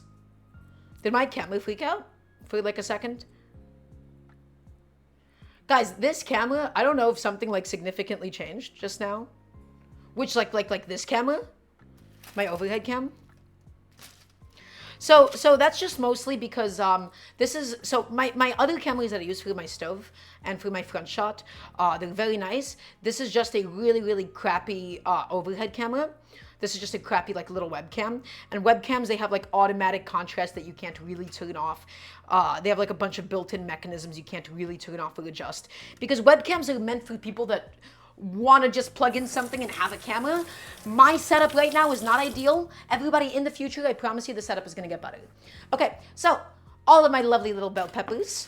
Let's go ahead and take care of this, and then we'll just get this off of frame. We'll get them out of here. And we can discard all of the bell pepper skins. There we go. Okay, let's get rid of my sheet tray. We no longer have any use for that at the moment. And now, everybody, what do we have to do? We have to prep some fresh herbs for today. Because going into the pasta and going into my Tyrokafteri is going to be some parsley. And into the pasta is going to be some fresh sage. I saw some sage at my supermarket. It was pretty affordable, relatively speaking. And I decided to pick some up. So, everybody, let's go ahead and get some sage leaves plucked. I love sage. Sage is so aromatic. Sage is so delicious. Frying it in a little bit of fat, frying it in a little bit of oil, it is truly, truly wonderful. So we're not going to do anything crazy, and we don't need too many sage leaves. Sage is intense. Sage can easily become overpowering. Okay? So all that I'm going to do is just get a little bushel, this much for the pasta today, and that is gonna be perfect. I don't know what I'm gonna do with this massive bundle of sage that I have. That is gonna be a problem for Friday. If you guys have any ideas, if you have any suggestions, join the Discord, !Discord. We have a lovely community Discord. I would love for people to be more active in it. If you have any ideas on how to use sage, please tell me. So all that we're going to go ahead and do is we're just gonna go ahead and pluck off the leaves. So easy, so simple. They're a little bit fuzzy. You don't typically want to eat sage raw. Chef, can orzo be cooked like rice on risotto? Absolutely, it can pseudo-natural. It's just not super necessary. I mean, that is what we'll be doing. We'll be toasting the orzo in some fat first. But you don't have to, like, be stirring it all the time. Now, granted, you shouldn't stir risotto all the time either, but that's besides the point. So the answer is, yeah, kind of. We'll be treating it in a similar way. Okie dokie. So, everybody, I have my sage leaves. And all that I really need to do is just get this in slightly smaller pieces because I don't want to bite into a massive chunk of sage. Orzo is very similar. I mean, couscous is a pasta. Couscous is a small pasta. If you guys don't have it, now, the very unfortunately named, but still one of my favorite pastas is what's called Israeli couscous. It's different from Moroccan couscous. Israeli couscous is slightly bigger, so it's like these little pearls. It is one of my favorite textures. I just, for recent events and obvious reasons, get kind of annoyed about that being its denotation. I wonder if there's another name for it that would be better. With cucumbers, I can say Persian cucumbers and get the idea across. Right? So, guys, I'm just going to slice through this. Just get these in slightly smaller pieces and get them ready to go for today. And sage actually holds up to cooking quite well. It's not like a fresh herb. It's not like parsley, right? It's not like, it's not like cilantro. This is the kind of an herb, my friends, that you typically fry in some fat. Okay? Really yummy, really delicious. I love sage, and I have not had a chance to cook sage in some time. Okay. And now, it is time for us to do my favorite kitchen task that I love doing over and over and over again. Parsley. It is time for us to take parsley off the stems. Fresh parsley, so annoying sometimes, but we gotta get it done, my friends. We must stay focused. We have to get it all cleaned up. Okay. Parsley, we're going to mix some into the Tyrokafteri, and then we're also going to be mixing some parsley in to finish up the pasta, just to get some extra added herbaceousness, my friends. So, it is time for us to do the most repetitive kitchen task alive and known to mankind. So, instead of looking at my parsley, which I am sure that you don't have much interest in because you've seen it all a million times and counting, I'll just be plucking it here. Pluck off the leaves. You can talk to me in the meantime. Hello, my lovely little friends. So yeah, let's just pluck up the leaves. Let's get rid of all of those toothy stems. I want nothing to do with the stems. They're a little bit too woody. And guys, I treated the parsley the same way that I did the leeks. I washed it in my salad spinner and I spun it dry. It is such an amazing, incredible tool to have. A salad spinner is life-changing, my friends. Actually life-changing. So, going through my parsley and plucking the leaves. Hi. How are we doing? How are all my lovely little sous chefs doing? Is everybody still watching? I need to hear a nice yes chef. What is my favorite pasta to cook with, Jack? It depends on what I am making. Orzo is up there. Israeli couscous is up there. I love my short pastas. If it's a fresh pasta, you can't go wrong with tagliatelle. I love tagliatelle so much. I like little short rigatoni as well. All of those are great. Yeah, we're going to get a yes chef emote one of these days. It is going to happen, Serena. We'll plan it out. We will make it happen. It is so important for us to have a yes chef emote. Maybe we need like a more... guys, is yes chef too generic? I feel like every cooking person alive is like, oh, I'm Gordon Ramsay, and you're going to say yes chef to me. The difference is that I just like it when you guys listen to me. And I like it when you show me that you listen to me. So I like it. It's just a little bit generic. We'll figure it out at some point. But pseudo-natural, here's the thing. We're never actually going to have merchandise. And I'm going to explain to you why. My goal is to teach you all how to cook. Okay? My goal is to teach you all how to cook at home, how to become really fluent in the kitchen. I don't particularly want to sort of take advantage of the trust that you have in me and then just sell you guys generic t-shirts from Teespring that cost way too much while another company is profiting off of it. I may be getting $5 a sale just so that you can show off and advertise for me. Right? That's not something I'm super interested in, ever having my own merchandise. Now, there is one approach to merchandise I will be interested in. And that is essentially what Alex French Guy Cooking did. I don't really love his channel, but Alex French Guy Cooking essentially partnered with real makers for cookware. And he produced some really high quality, pretty expensive, but really high quality cookware that he had his own hand in designing. That cookware is not actually his merchandise. It's not something meant to advertise his show, but rather he was able to develop something with his years of chef experience. What I would love to do is get in contact with makers and develop my own line of kitchen equipment that I think people would just love to have at home. That is something I would love to do, but something of a genuine, real quality. Not selling you guys something redundant that already exists, right? And it only has like a logo slapped onto it. I mean something really serious. And so I don't know what that is. I don't really have that inspiration at the moment, but we'll figure it out. Yes, resurgence guild herbaceousness is absolutely a word. It is absolutely 100% a word. Okay, so we'll just keep plucking. We'll get all of those stems off because it's woody and we don't want it. Okay. A bench scraper with slightly rounded corners that don't gouge things. Absolutely, that sounds wonderful. My own bench scraper, it's like, it just kind of feels difficult to innovate on something so simple. What I would do, I don't like, so everybody, general design theory. This doesn't just apply to cookware. The more different materials there are on something, the sooner it'll break. The reality is this. This is a really lovely bench scraper. However, with enough washes, the way that it adheres to the plastic will end up breaking. The best way to get a bench scraper that will last you a lifetime would be to get a completely solid metal one. Something with like a bent piece of metal. Those already exist. I don't really know how I would continue to personally innovate on it, but I could think about it a little bit. But the rounded corners and like the edges is a pretty good idea because, well, a bench scraper is originally meant to like help you cut and portion dough, right? And so it does need to be sharp for that. But yeah, one piece as in, well, you know what I mean, Serena. You know what I mean. Okay, everybody, we're almost done plucking the parsley stems. Yeah, that's right. That stuff is indestructible. Everybody, plastic handles, all of these different things, silicone handles, all of those things exist purely to somehow sell an idea of convenience. In reality, it's just cheaper to produce because you have to use less of the expensive stuff, parentheses metal, and you get to put pretty colors on it, and it's all marketing. The best cookware is, generally speaking, the one that is made with the least amount of materials. The least amount of materials, they will last the longest, they won't break, but they're not pretty enough to sell to consumers. That is why it is so difficult buying good quality home kitchen equipment. Good quality home kitchen equipment, my friends, all of it is so fundamentally flawed. Plastic this, silicone that, things that break in 5 washes, a cheap, crappy aluminum. It's all garbage.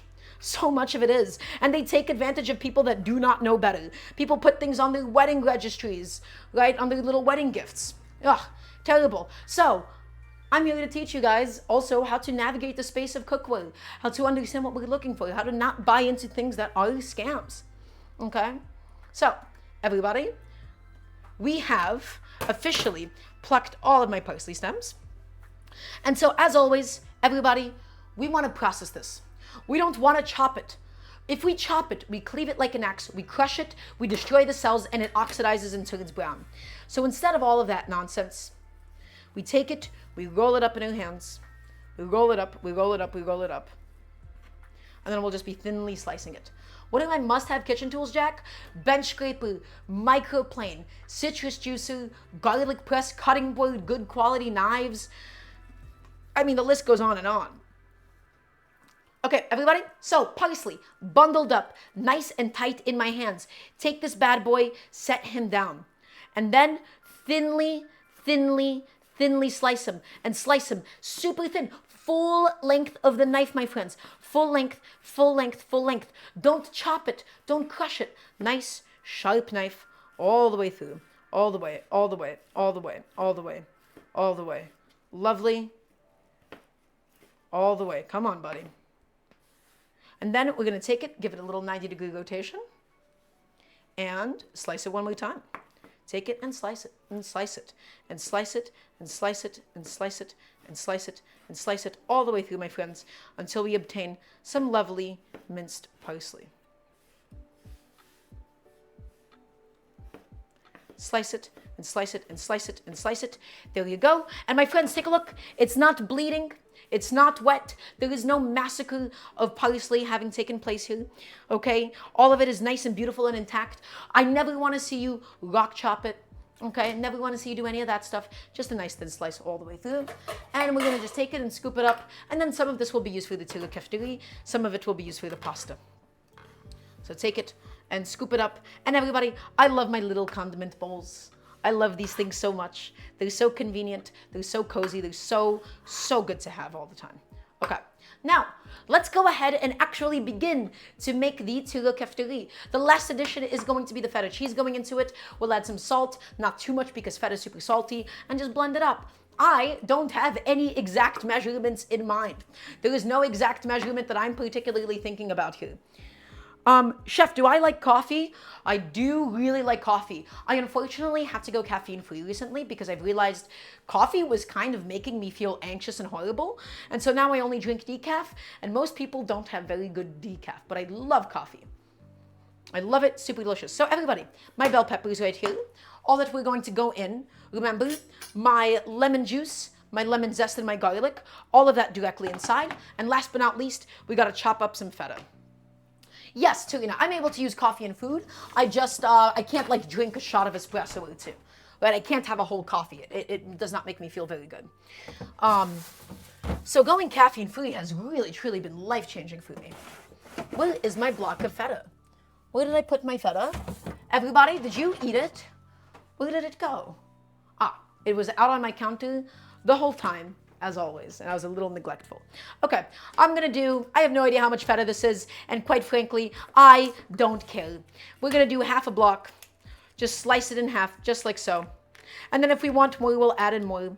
Just take it and dump it in. So, Tyrokafteri traditionally is a little bit chunky. People typically do it inside of a food processor. I want mine creamy, and I want mine smooth.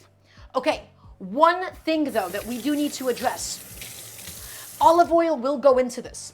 We do not add olive oil immediately. And I'm going to explain to you why. So I'm going to blow your minds a little bit. Everybody, olive oil is not a pure fat. Extra virgin olive oil has some solids in there. It has a few things that are bitter. Because of the fact that it is emulsified, because of the fact that it is blended, we don't really get to taste a lot of the bitterness of an olive oil. However, if you agitate it too much, if you mix it too much, if you blend it too much, olive oil begins to taste bitter. So we blend all of the stuff in the cup as thoroughly as we can, and then we just add in a little bit of olive oil and we gently pulse it to finish it. If we add in the olive oil now, I promise you it's going to come out bitter. You might not believe me, but I want you to try it for yourself. Try doing a salad dressing where you blend the olive oil versus gently whisking it in. Night and day, my friends. Genuinely night and day. So, lemon juice, a feta cheese. We're going to do just a little bit of black pepper in there for some flavor. Oh, I wish I had some spicy red chilies of some kind. That would have been so nice in this. But alas, I forgot to buy some chilies.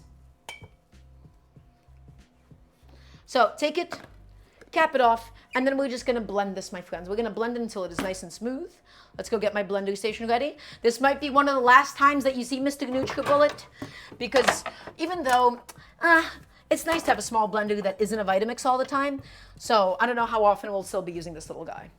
Okay, so everybody, take it, cap it off, and blend it.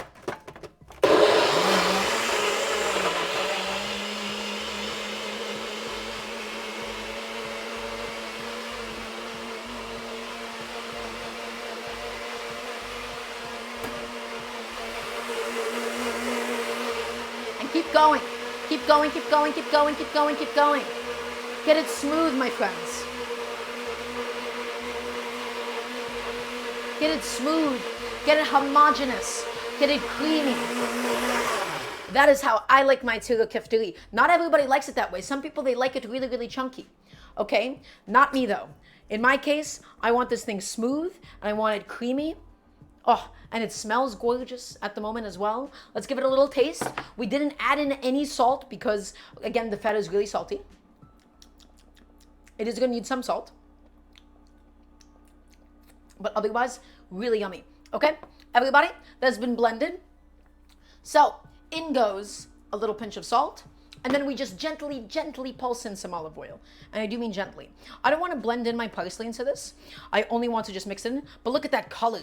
Everybody, look at that beautiful color it has, okay? So again, Tyrokafteri is not typically this homogeneous. People typically do it in a food processor because they want it to be chunky. I want mine creamy and smooth, and it's so amazing to have with like fresh warm bread. Lovely stuff. Okay, a little bit of salt, and then everybody, last but not least, a generous glug of olive oil. This is Greek food. This is Italian food. You cannot have Greek and Italian food without olive oil. So in it goes, big old glug. I'm not measuring, my friends. It's home cooking. We're not going to be taking cups. We're not weighing anything out at the moment. It's a dip. It is a dip, for heaven's sake. Okay? This is a dip. Just let it do its thing. And then pulse it to combine. Don't blend it. Do not let it go for minutes on end. Just do that. Give it a little shaky, shaky, shaky. Give it a little pulse. Just a little 1, 2, 3, 4, 5, 6, 7, 8, 9, 10. And a little shaky, shaky, and that's enough. All of the olive oil should now be nice and incorporated. Do not blend that olive oil in. Okay? So, that has now been officially completed. Let's go ahead and open this up somehow, which seems to be a bit of a challenge for me at the moment. Everybody, I do believe that my red pepper dip is all done, all finished, somewhat inspired by Tyrokafteri. Also, Jack, I have no idea what that is.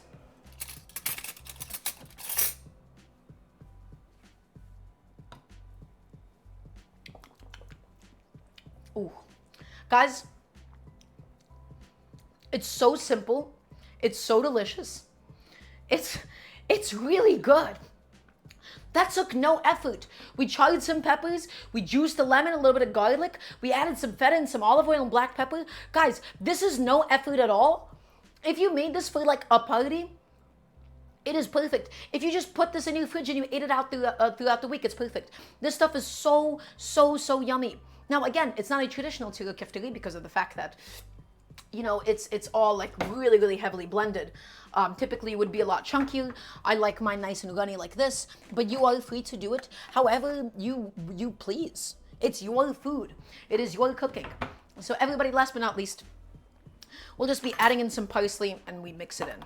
So this is just gonna go into the container. I'm gonna pop this, I feel like I'm a Food Network presenter. I'm gonna pop it into my fridge. The whitest woman you know is saying this. Okay, so in it all goes, pop, pop, pop, pop, pop, pop, pop, pop, pop, tap, tap, tap.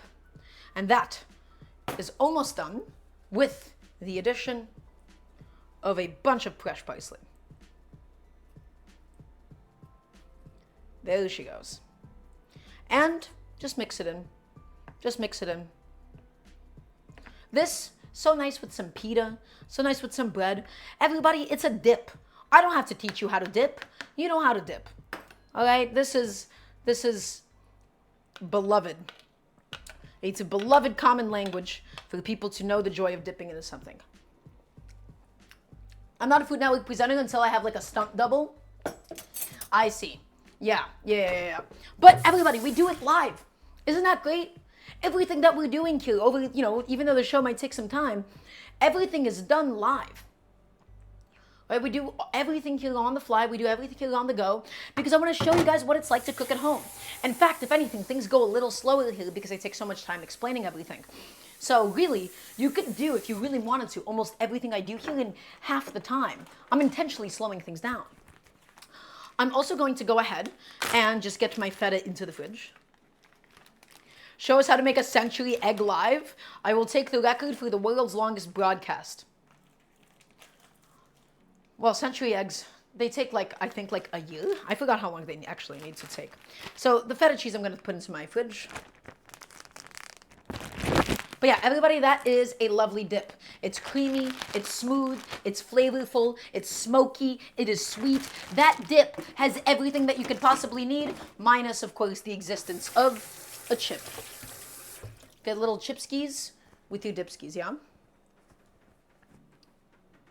But yeah, century eggs, they're not like actually a century. They're just a few weeks or months. I thought it was a year, though. I didn't realize it could be as early as 8 weeks. Okay? And everybody, really quickly, all I'm going to do is just, I'm going to cap this off and put it in my fridge.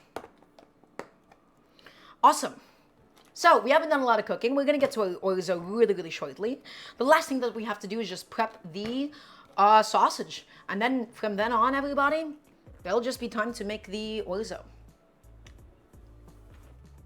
Okay, this bad boy I've put into my fridge for now, just so that it can go ahead and chill out. And out comes my chorizo. Actually, some of it is chorizo, some of it is longanisa. Not gonna lie, I cannot tell the difference between chorizo and longanisa to save my life. They feel identical. Ooh, Jack, that's very exciting. I'm very happy for you. Okay, and let's go ahead and wipe this off. And I'm gonna be gloving up through this. Okay, so everybody, let's talk about the sausage here for a second, okay? And why specifically I'm using chorizo and why that's not something you should necessarily be doing, okay? So, I have access to a really, really good local Mexican store, okay? And there they have really good quality chorizo. It is, quite frankly, some of the best chorizo that I've ever bought. But I'm gonna tell you something right now. In the majority of the United States, even in Latin American supermarkets, the chorizo, simply put, sucks. It is just not very good. And I really won't be able to fully explain to you why that's the case, but the majority of the chorizo that you see, it's vacuum packed, it's soaking wet, it has so much filler and garbage be put inside of it. Go buy the best quality sausage that you can. If you live in the United States, everybody, here is my piece of advice for you. Here's my piece of advice. I need everybody here to listen to me right now, please and thank you. I need to hear a yes, chef. First thing that you need to do is evaluate, hey, what are the demographics of the people that live in my area, and do they have supermarkets for those demographics? Almost every single existing culture has some form of a fresh sausage. If you live in an area with an Eastern European population, if you live in an area with a Middle Eastern population, if you live in an area with an Italian population, if you live in any of these areas, my friends, if you live in an area with a Chinese population, if you live in an area with a Latin American population, I promise you, you could probably find a store with decent quality sausage. You just have to know where to look. Don't go to Stop and Shop. Don't go to Walmart. You can get really good quality sausage for not all that much money. If you have a butcher shop near you, even better. Go to a butcher shop, see what kind of sausages they have. I have access to really good quality chorizo. I don't have access to other kinds of sausages. This is what I have. This is not necessarily what you have. Buy the best quality sausage that you can. I am not teaching you a recipe. I'm teaching you fundamentals. And generally speaking, yes, of course, this is going to be always different from something like a kielbasa, but they'll still be delicious. They're not so different that you can't use them in different cuisines. Chorizo doesn't really quote-unquote belong in Italian food, but it's good quality sausage, and it's much better than me going to my local supermarket, my big supermarket, and buying garbage quality spicy Italian sausage. So instead, really good quality chorizo. And traditionally, in Italian cooking, what you would do is you would take the sausage out of the casing. I don't want to do that. I don't want to bother with all that. I am just going to be cutting it up into little discs all the way through. There you go, my friends. So basically, just buy what you can. Buy what you can. Buy what you have access to. I don't really, with other countries, I feel like, you know, if you live in Italy, it should not be difficult for you to find sausage, right? In the United States, it's kind of difficult too if you don't know where to look. So everybody, look at the world around you. Look at the people around you. Look at the ethnic groups around you. Go shop at those stores. I am so serious. You will get access to much better ingredients instead of just going to your local Walmart or something. You will get so many things that you did not know. You have to adapt to your environment. Adapt to what you have. Now, I have access to lovely Mexican ingredients, I have access to lovely Turkish ingredients, and I have access to lovely Eastern European ingredients. I don't have particularly amazing access to a lot of other ingredients. For example, I don't have access to a lot of Korean ingredients. I don't have a very big Korean population near me. I don't have an H-Mart near me. Okay? As a result, I don't make Korean food all the time. I try to adapt from what I already have. Guys, look at what is available to you. I promise you, you have something that is not just a Stop and Shop. Look at the world around you. So that's my rant. Go do the thing. All right, go to the supermarkets of you know, like ethnic groups that you might not necessarily be a part of, and you will be able to get interesting produce and ingredients that you would otherwise not have that amazing access to. So everybody, I'm going to go ahead and just take this bad boy and shove him onto a plate, and we will begin finally making the orzo for today. Just take these bad boys, put them onto a plate, and we can get rid of the cutting board. And then we got to make the orzo, we got to make the pasta. It's not going to take too long for it to all be thrown together. Is everybody excited for this? I want to hear an yes, chef, please and thank you. So that's all done. Everybody, it is time for us to cook the chorizo. And the order of operations is so important. And I'm going to be here with you. I'm going to teach you the function of everything. I'm going to teach you why things go in when, why do we add things at certain points. And that is where a lot of the difficulty of cooking is. Cooking is moisture management, cooking is heat control, and cooking is PEMDAS.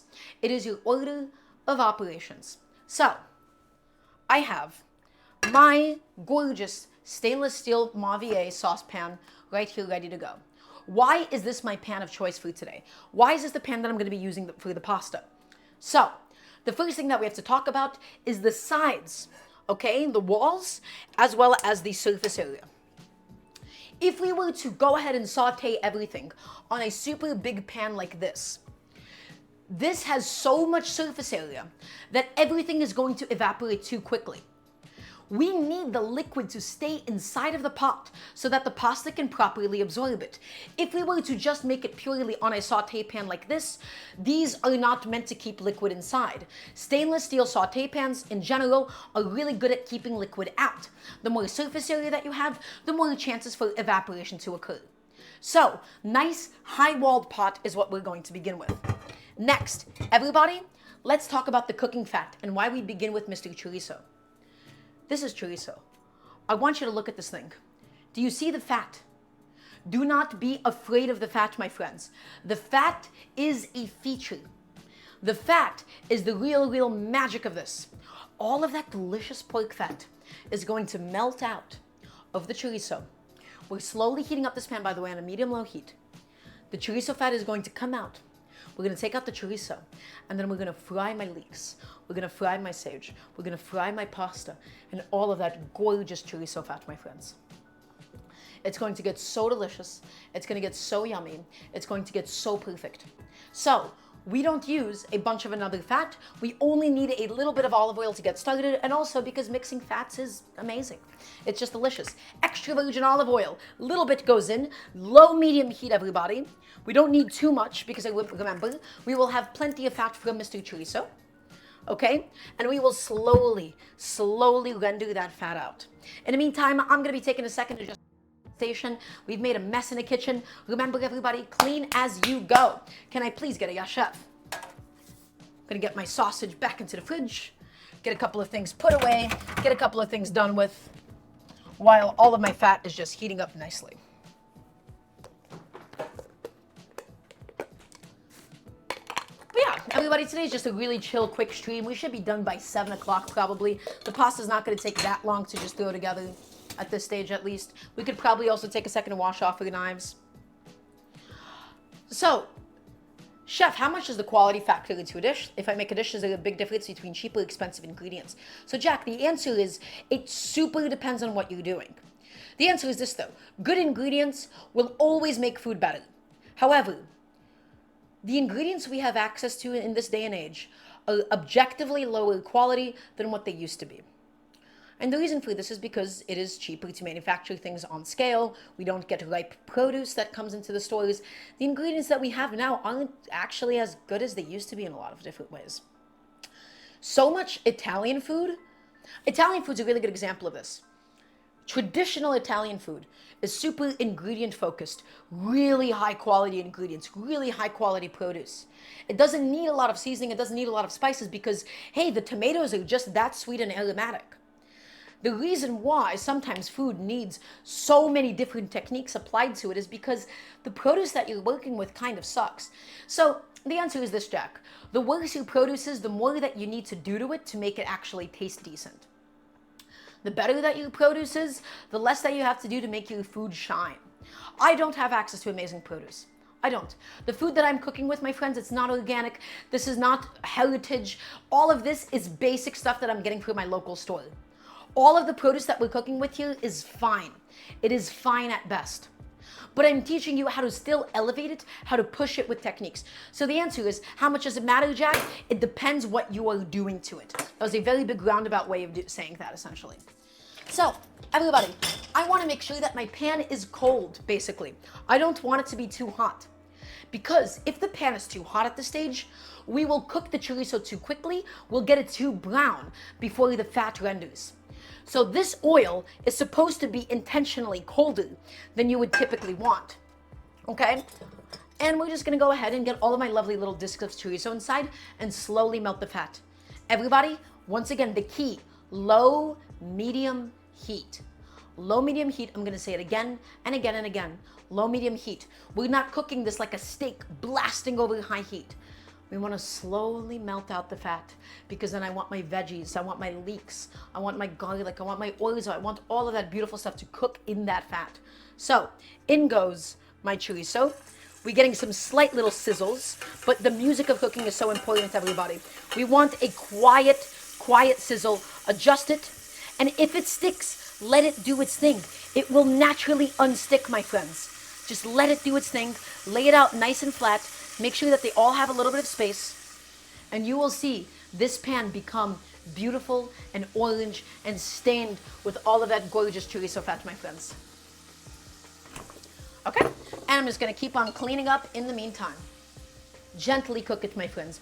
Gently get the fat out. We're not looking to get the chorizo dark brown and really caramelized. We just want it to be gently cooking. And so again, the chorizo component happens before everything else. Because the chorizo gives fat, everything else basically soaks it up and takes it away. The chorizo fat is functional. So let's embrace it. Everybody, I don't want you to do any nonsense of, oh, it's too much fat, let's go ahead and take some out. Absolute nonsense. If it's too much fat, use less chorizo next time. Embrace fat. Embrace it, my friends. Embrace it and let it do its thing for you. Let it help you. Fat is your friend. Okay? So slowly cooking it, and you can already see that it's becoming nice and golden, nice and orangey. Also, another reason why I wanted to do this dish specifically today is because I still had some chicken stock in my fridge that I wanted to go ahead and get rid of. Just some old leftover chicken stock.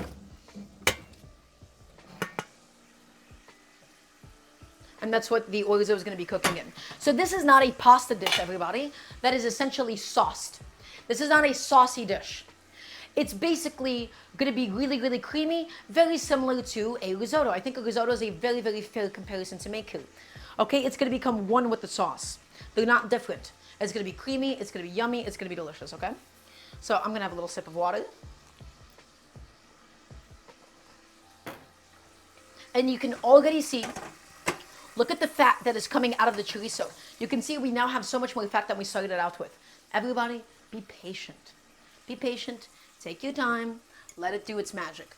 Let it do its thing. Okay. I'm just going to adjust it. Everybody, you can see we heated it up slowly. It had enough fat. It didn't stick to the pan or anything. Also, I have not seen the chorizo stew recipe video, so I'm really underdeveloped. I don't know who Omar is. Sweet chorizo, peppers, onions, potatoes. I see. Speaking of fat, chef, what is your solution for throwing away fat? Do you have an oil trash jar? I do. So normally whenever I buy pickles, normally whenever I have something in a glass jar, I save the jar, and then if I ever have like excess fat from a shallow fry or something, that is what I usually pour it into and toss it away. That's usually my go-to.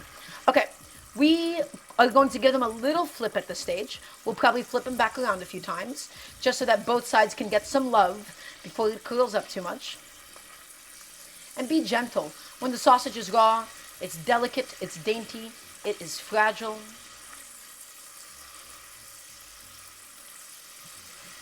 So just flip it over and let it keep doing its thing, everybody.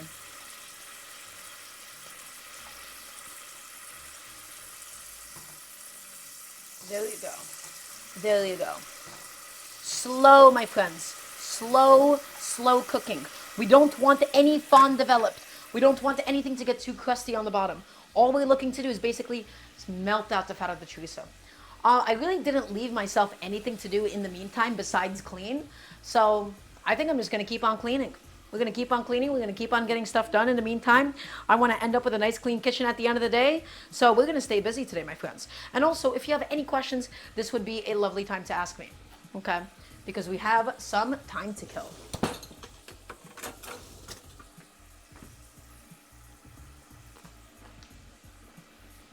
Okay. Alrighty, Serena. Well, thank you for being here as always. It's lovely to have you lurking with me. I'm going to go ahead and just take the chat with me, and you guys are just going to watch the chorizo slowly fry and slowly do its own thing. Chef, I've been working on making spaghetti carbonara. Do I have any spice topping recommendations besides the base of spaghetti and bacon? Well, deep sea fission, it kind of depends on your intentions here. Carbonara is something that Italians are very specific about, especially like in their technique. You would want to use a good quality guanciale or something like that. Do I have any recommendations for spices? I mean, it's pork. Consider making it spicy. Consider using some really good quality dried chilies in there. That would be pretty phenomenal, right? Do I have any spice recommendations past that? Spice recommendations are so personal and so individual that it's like difficult for me to say, oh, this is going to pair with this the best. The idea of flavor pairings is incredibly subjective and incredibly contextual, that the advice that I would give you is purely just see what other people pair with cured pork. And that won't ever do you any harm. Chef, did I get a Pokemon pot? I don't think it came out yet, the Le Crusade Pokemon pots. But once they do, I might get the black one. Also, Shy Chica, it's okay. You don't have to be right here on time all the time. I'm sorry that your day was difficult. It's lovely to have you. Also, Sammy's wow. Welcome on in. Lovely to have you. Hope you're having an excellent day. I'm just taking a second to clean up, my friends. All we got to do now is just make the pasta. We got to finish cooking up the chorizo so that we have all of that gorgeous chorizo fat. Coming on out. Awesome. No Gengar pot. That's right, Godzilla's. No Gengar pot. It's such a tragedy being me.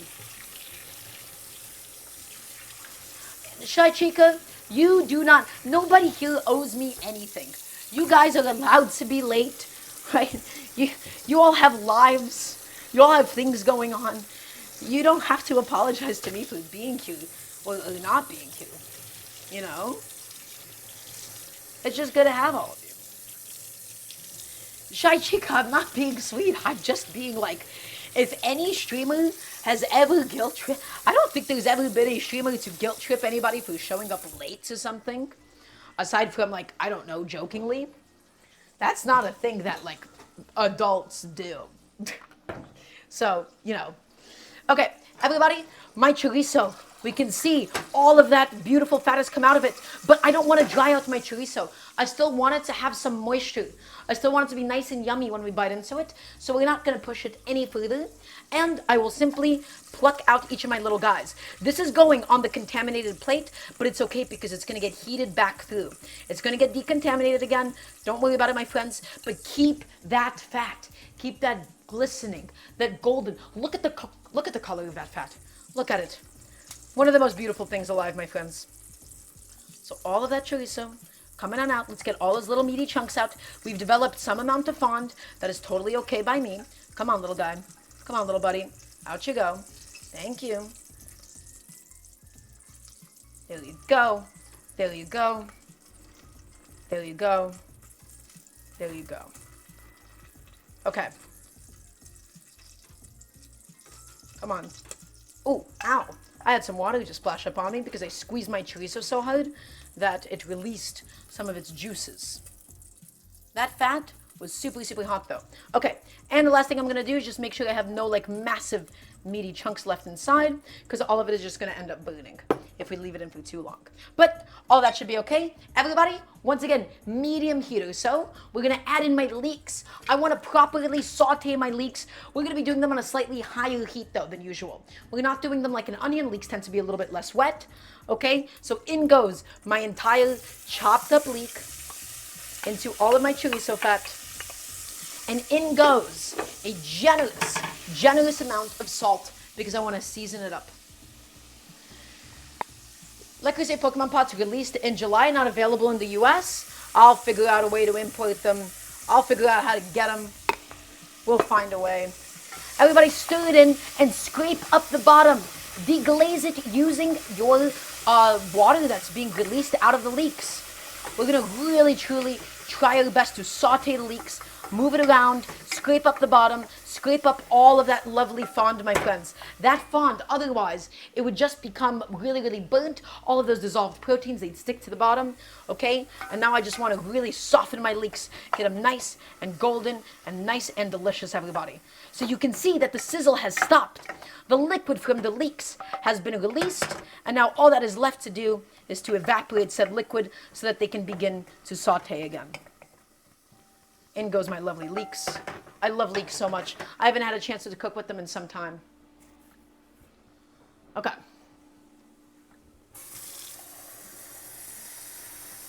Excellent. Yeah, so kind of annoyingly, Le Creuset did a collaboration with Pokemon, which blows my mind. And I'm like, wow, that's amazing. That's so cool. That's so sick. Except it's all first generation Pokemon again. It's just Squirtle and Charmander and Bulbasaur and Pikachu. And the one wild card Pokemon is Snorlax.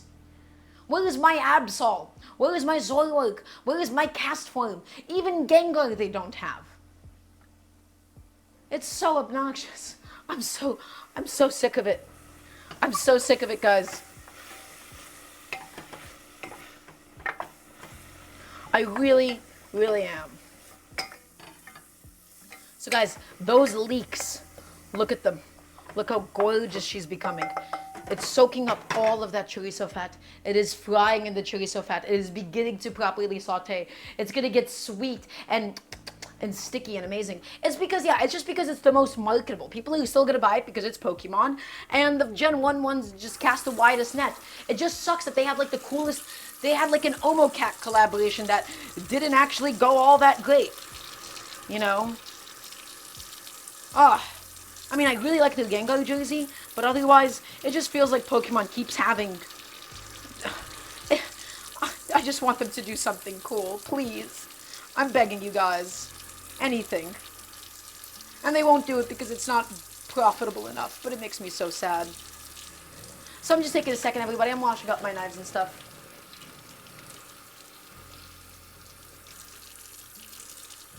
You can use your Le Creuset to make jelly. Wow, it has been so long since I've heard a jelly donuts reference. That is somehow now, like, clever to do. Was that my Gengar license plate? Yes, that was me. Absolutely. I drive. Everybody, mix up those leeks. These leeks are beginning to now get a really proper, beautiful saute on them. Mix them up, scrape up the bottom, make sure nothing is stuck to the bottom, make sure nothing is stuck to the sides of the pan, and those leeks will keep on cooking. I'm just washing up my stuff in the meantime, getting all that stuff just ready to go so I don't have to do it later on. We don't need to like cook it so much that it disappears because remember I still want to be able to bite into a chunk of leek. But we just want to cook it enough so that it gets really nice and golden, so that we really get to caramelize it, my friends. Okay? Leeks are so sweet. They're so yummy. If you haven't cooked with a leek, this is your sign. This is your moment to learn. I taught you guys how to clean it. Now you just have to cook it.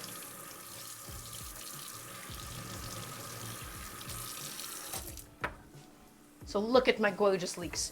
They're becoming nice and golden. They're sautéing beautifully. They're cooking up in all of that chorizo fat. I know I keep saying it again and again, but really there has been no change to that having taken place. Oh, excuse me. Why don't they make a Le Creuset drying pan? That'd be too clever for them to do. I know. Oh, guys, if Le Creuset had a Gengar, oh my God, I thought they might have had a chance of having a Gengar Dutch oven. I would have dropped so much money.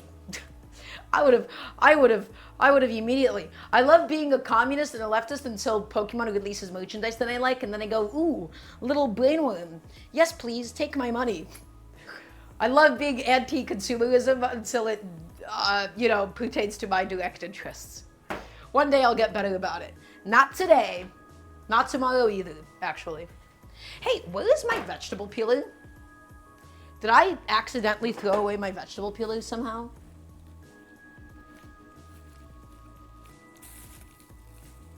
Guys, I swear I lost my vegetable peeler. I have no idea where it went. It's not my first time if I accidentally like stuck it into the trash can. I don't really know where I might have put it though. Okay, no, it was hiding under a towel. It was hiding under a towel. I see, we're quite lucky. Okay, everybody, I'm going to say with confidence that my leeks are just about properly sauteed. Because again, I want them to be nice and sweet and yummy. I'm gonna have a little bite of some of them. And then we'll go in with the rest of our ingredients.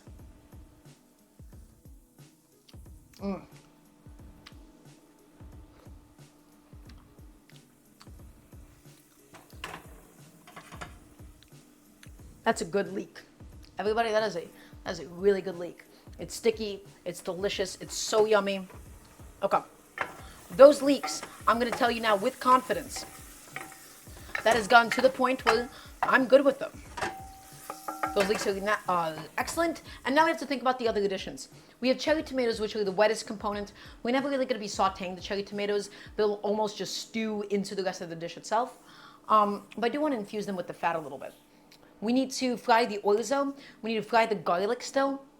And so I think what I'm going to do in terms of my order of operations is we're going to first do the sage leaves to have these bad boys infuse into the oil, then do the orzo, then do the garlic, and then we do the tomatoes and then the chicken broth, okay? So, sage leaves going in, and the sage leaves, they just need a second of a head start. They don't need too much time. We just want to get them a little bit wilted, and we want to get them infused into the oil.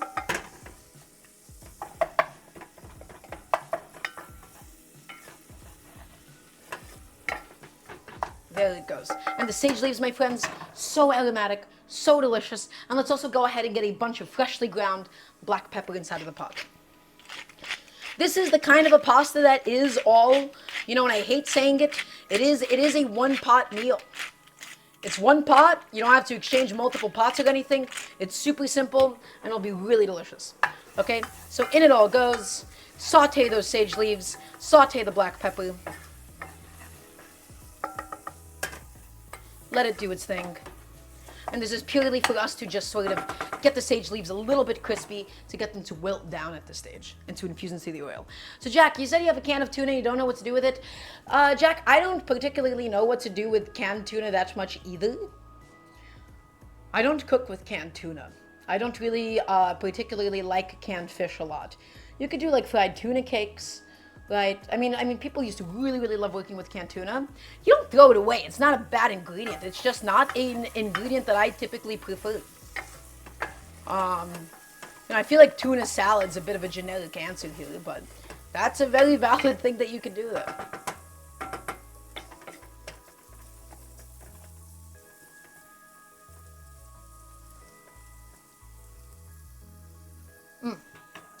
Everybody, the flavor of the sage, really, really coming through now. Beautiful, so delicious, so intense. And now we'll go in with the orzo. How much orzo am I using for today? I have no idea. I'm not keeping track. I'm not measuring. We're just gonna dump in a whole bunch of this good stuff. And it's like rice in a way, right? We're gonna be frying it up a little bit in some of this fat. But let's get that orzo into the pot. And I want a big, big, big pot of orzo today, my friends. This is the kind of a pasta dish that is so reheatable. It's going to be perfect. So, let's mix it all up inside. Let's get all of those leeks infused, my friends. Let's get everything in there. And now the goal is just for us to develop a slight toast on the orzo. We want to slightly toast it. We want to slightly fry it. It's going to help keep the grains a little bit more individual. It's going to help develop some of the toasted flavors inside. And we'll add in some salt. Nice big old pinch of salt. Awesome. Maybe one more pinch of salt goes in. And come back in there and mix it all around, my friends. And the pan's going to feel a little sticky. It's going to feel a little dry. That's okay. That's totally normal. The orzo is just going to be picking up and basically soaking up all of the fat at this stage. So that is totally all right. So just fry it up a little bit and just make sure that nothing is really sticking to the bottom that much. This dish is going to require a lot of stirring, though. If you leave this orzo too much unattended, it will stick to the bottom, my friends. Okay. So, hi. Howdy. We have so little left to go and yet still seemingly so much to do. My chicken stock is separately heating up so it's not going to be too cold so that it doesn't immediately cool down the pan when it goes on. The orzo itself is just properly toasting. We're going to go back in there, mix it all up. Again, make sure that nothing in this pot is sticking. And we don't really need to toast this for a significant amount of time, just a little bit to get it going. Okay, everybody, in goes some garlic, just to also fry up a little bit while we still have a second of time. As well as all of my lovely cherry tomatoes. Everything goes in. Everything goes in, everything goes in, but we are keeping the lemon juice, the lemon zest, and the parsley for last. Okay, those are going to be the final additions. So everybody, just mix it all up, mix it up, mix it up, mix it up. Get everything mixed in there, get everything nice and incorporated. Don't try to break up the cherry tomatoes too much, but if it happens, so be it. Just get the garlic infused, get everything in there, my friends. And now, I think we're going to need another pinch of salt. The reason we need more salt is because it's a lot of pasta. We have an aggressive amount of pasta today. So, big pinch of salt. Mix it all in one more time. And now, everybody, we can add in a bunch of chicken stock.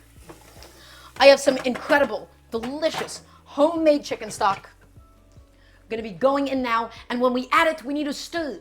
Because if you do not stir, everything will stick to the bottom of the pot.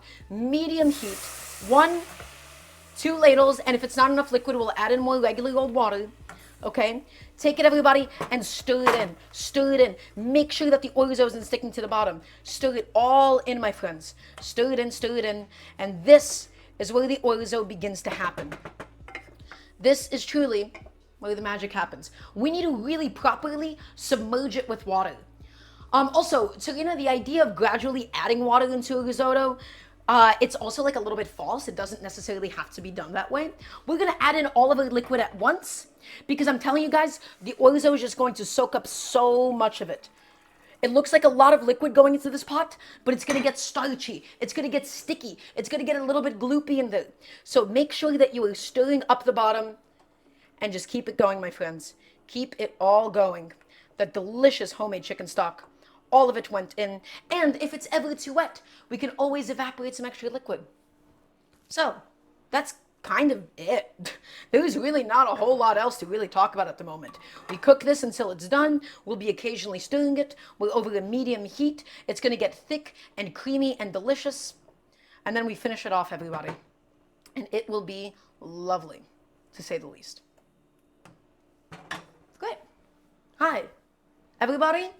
We're almost done for today. So, let's go ahead and do a little bit of a recap session. Inside of this pot is my orzo. We started out by frying some chorizo in olive oil.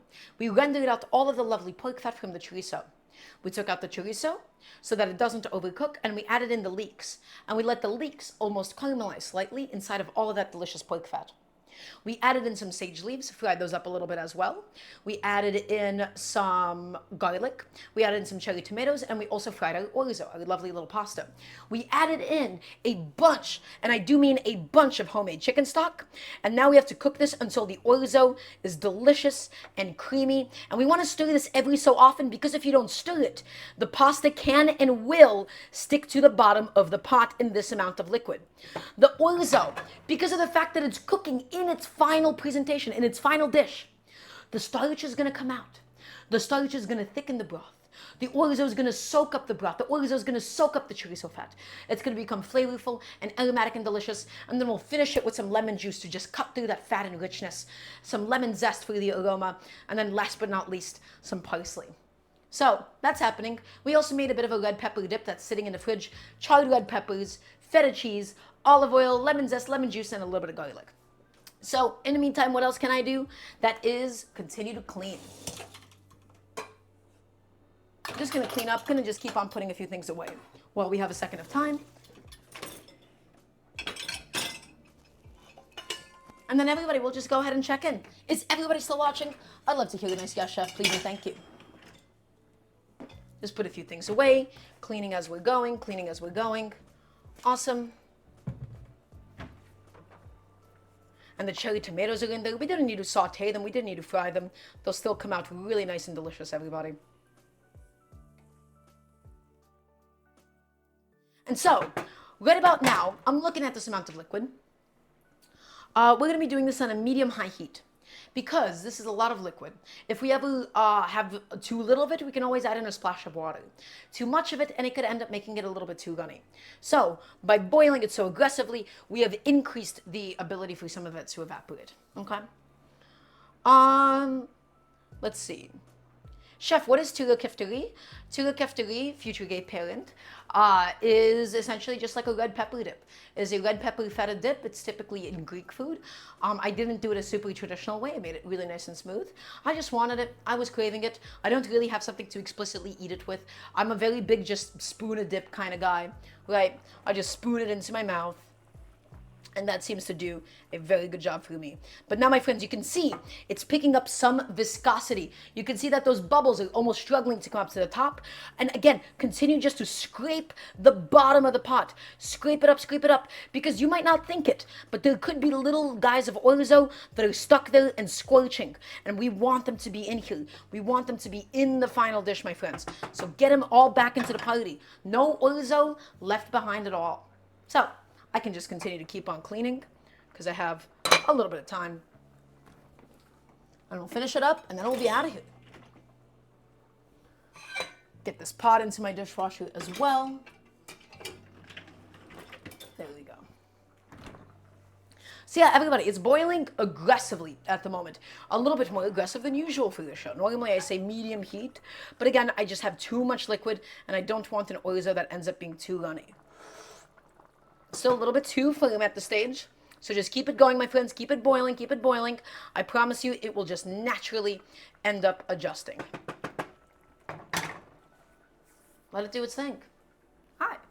And so, that was my goal for today.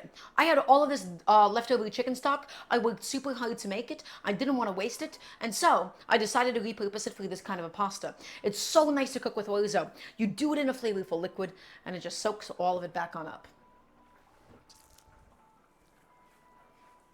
Chef, when is it right to aggressively boil things? Really good question, Serena. When, typically speaking, the thinner something is, the more aggressive you want your cooking method to be. Because if you do too low of a heat, you're not able to develop any sort of cook on it before it ends up drying out. So what else gets aggressively boiled? When you just also need to cook the exterior of something really quickly. Jack, what you just asked me, you asked me about cleaning pots by hand or dishwasher, it doesn't matter. Never stick your pots in a dishwasher. Never. I don't care what kind of a pot it is. I don't care if it's stainless steel, really. Ultimately, here's what happens. It'll damage the handles. It'll damage the rivets, especially if it's cast iron or carbon steel. I don't have to tell you not to put in your dishwasher, but those especially because they will end up rusting. So my answer is, yeah, pots and pans, I always exclusively hand wash. Always. Never anything else.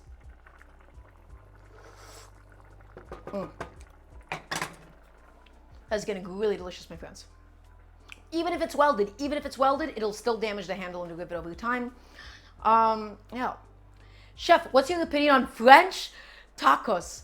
Oh, Tharalk, I have an answer. I went to Lyon, as they would say, in France. French tacos, the Lyonese French tacos, I felt like were an insult to tacos. They were bland, unseasoned, grilled massive tortilla flatbread on the outside, cut in half with mayonnaise-based sauces. There was nothing even close to resembling anything taco-like about it, and it was bland. The guys, look it up. It's a real thing. French tacos. I went to France. I went to Lyon. I was told, oh, you have to try the tacos. Terrible. The French tacos, the Lyon tacos, not it. That was not it at all. That was insulting. Not for me. Yeah, that was a very upsetting day. I very vividly remember it.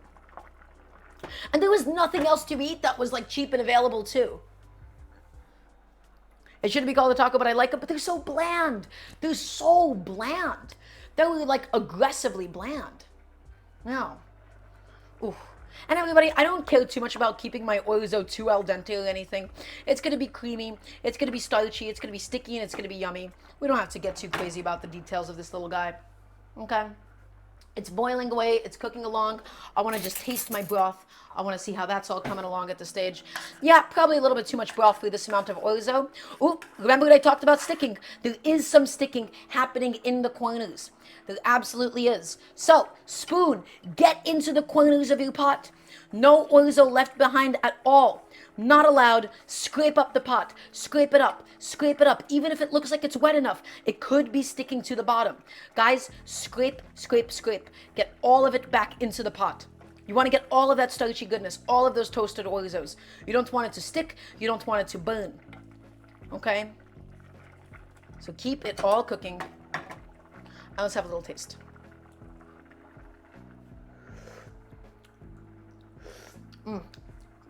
Everybody, that broth is so flavorful. The leeks, the chorizo fat, that has so much going on. That is so delicious. Look at this thing. That's some serious, serious business, everybody. Take it and just stir it back on up. Stir it up, just stir it up, stir it up. And I think we'll be finishing it with some more butter just because, why not, really? It's viscous, it's starchy, it is sticky. It's gonna have some chorizo going back into it as well.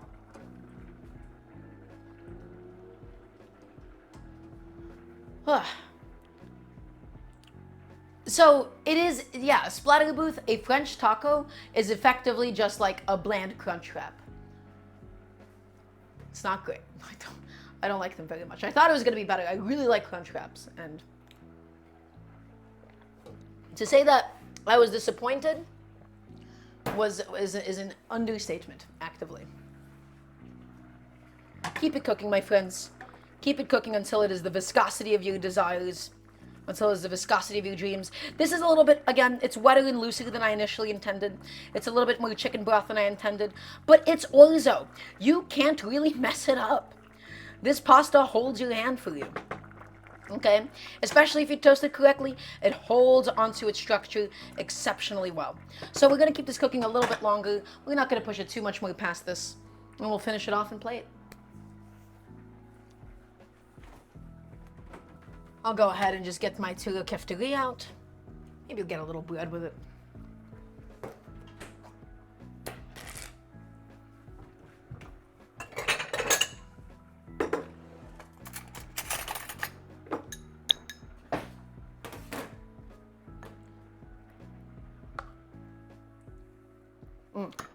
So good.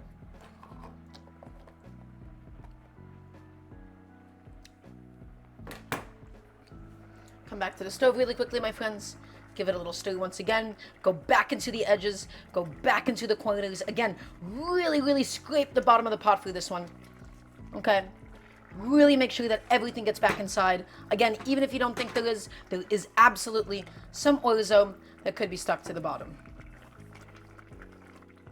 There we go. There we go. Okay, that is going to be just about ready for us to finish it. Again, everybody, this is looser than I intended, but it happens, right? And it's not even a bad thing for it to happen. So what even is it? Shai chica, I'm not gonna lie, I have no idea how France even, I think I read into it at some point about like how France even got the idea of French tacos to begin with. I completely forgot it, but I have no idea how we actually really got there. Truthfully, no clue whatsoever. Okay, everybody, it is gonna be time for us to finish the pasta. So here's what we need to do. First, taste for seasoning and check if anything is stuck to the bottom, but taste for seasoning, taste for salt. Specifically, take some of the pasta, take some of the broth.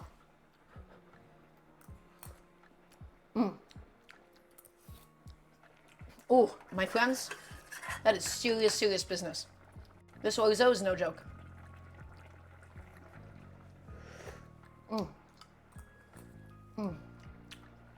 Oh my God, that's so good. It needs a little bit more salt for sure. So we're gonna go ahead and do that now. Nice pinch of salt going in, maybe 2 pinches of salt going in. Everybody, we're going to add back in Mr. Chorizo. All of it back in to heat back through because we put it back onto the contaminated plate. Okay? We're about to finish, everybody.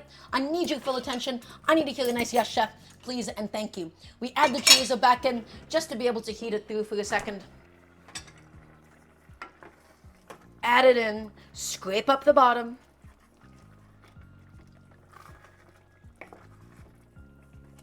There you go. Oof. This is some serious business. That's it. Everybody, kill the heat. Shut off the heat. Because the lemon juice and the lemon zest, you'll lose a lot of the flavor. You'll lose a lot of the aroma if it's heated up too much. So we do this off the heat. And we go in with some parsley. And last but not least, my friends, let's finish this with some nice fresh butter. The butter is gonna help thicken it. The butter is gonna help make it a little bit richer. We're combining extra virgin olive oil, chorizo fat, and butter all in the same dish. And I have no qualms about doing so whatsoever. Nice chunk of butter goes directly inside and mix it in. Mix it in, mix it in, mix it in.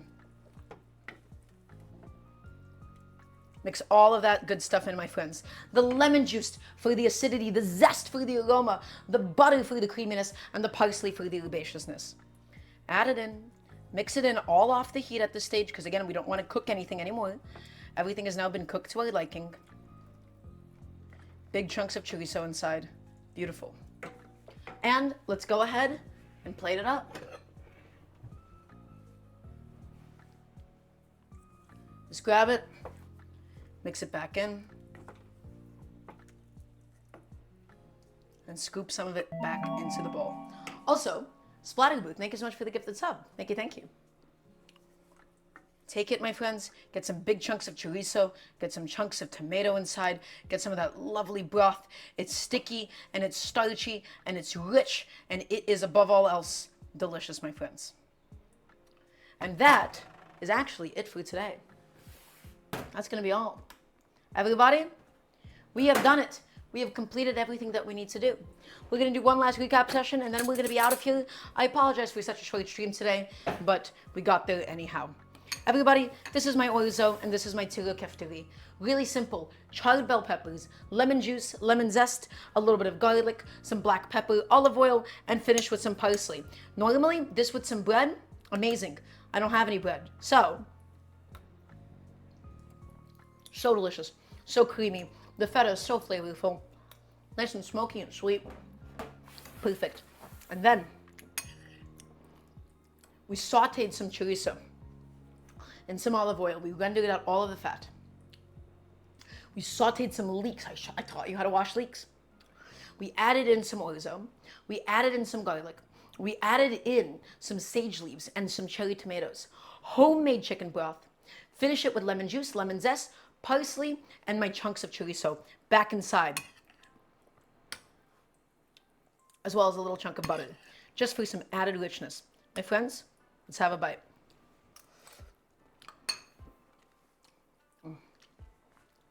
Ooh, that is good.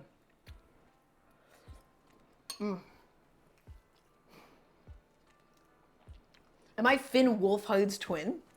Ugh, afraid not. That's a very funny comment, though. My friends.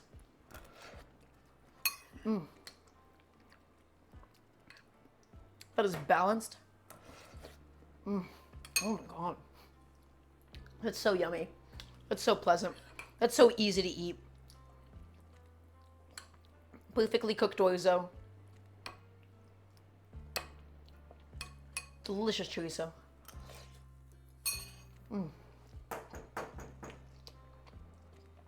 There is no sauce here, Shadow Communist Supreme. Again, it's not really a sauce as much as it is just all one cohesive thing, and it's easy. And it's easy and delectable and simple home cooking.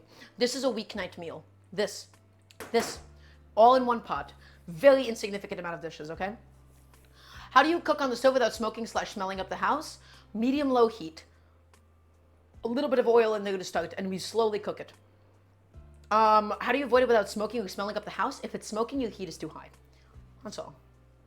Oh, you wanted me to put this onto the pasta? Sacrilegious. I don't think. Okay, let's try it out. Ready?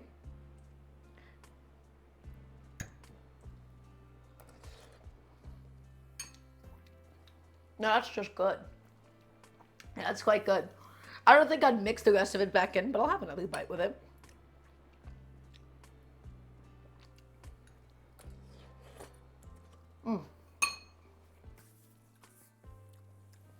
No, that's actually delicious. Okay, everybody, we're done. That was it. We're done with the show for today. We have done everything that we needed to. Thank you all for being here. Thank you all for stopping by. Next stream is going to be this Friday, 5 p.m. EDT, as always. Every Wednesday, every Friday, every single Sunday. If you'd like to support the show, Patreon, once again, exclamation mark Patreon. I'll see you all then. Thank you for being here. I appreciate every single last one of you. I'm going to go enjoy my dinner, and I'm going to see you guys in just a few days' time. Bye-bye.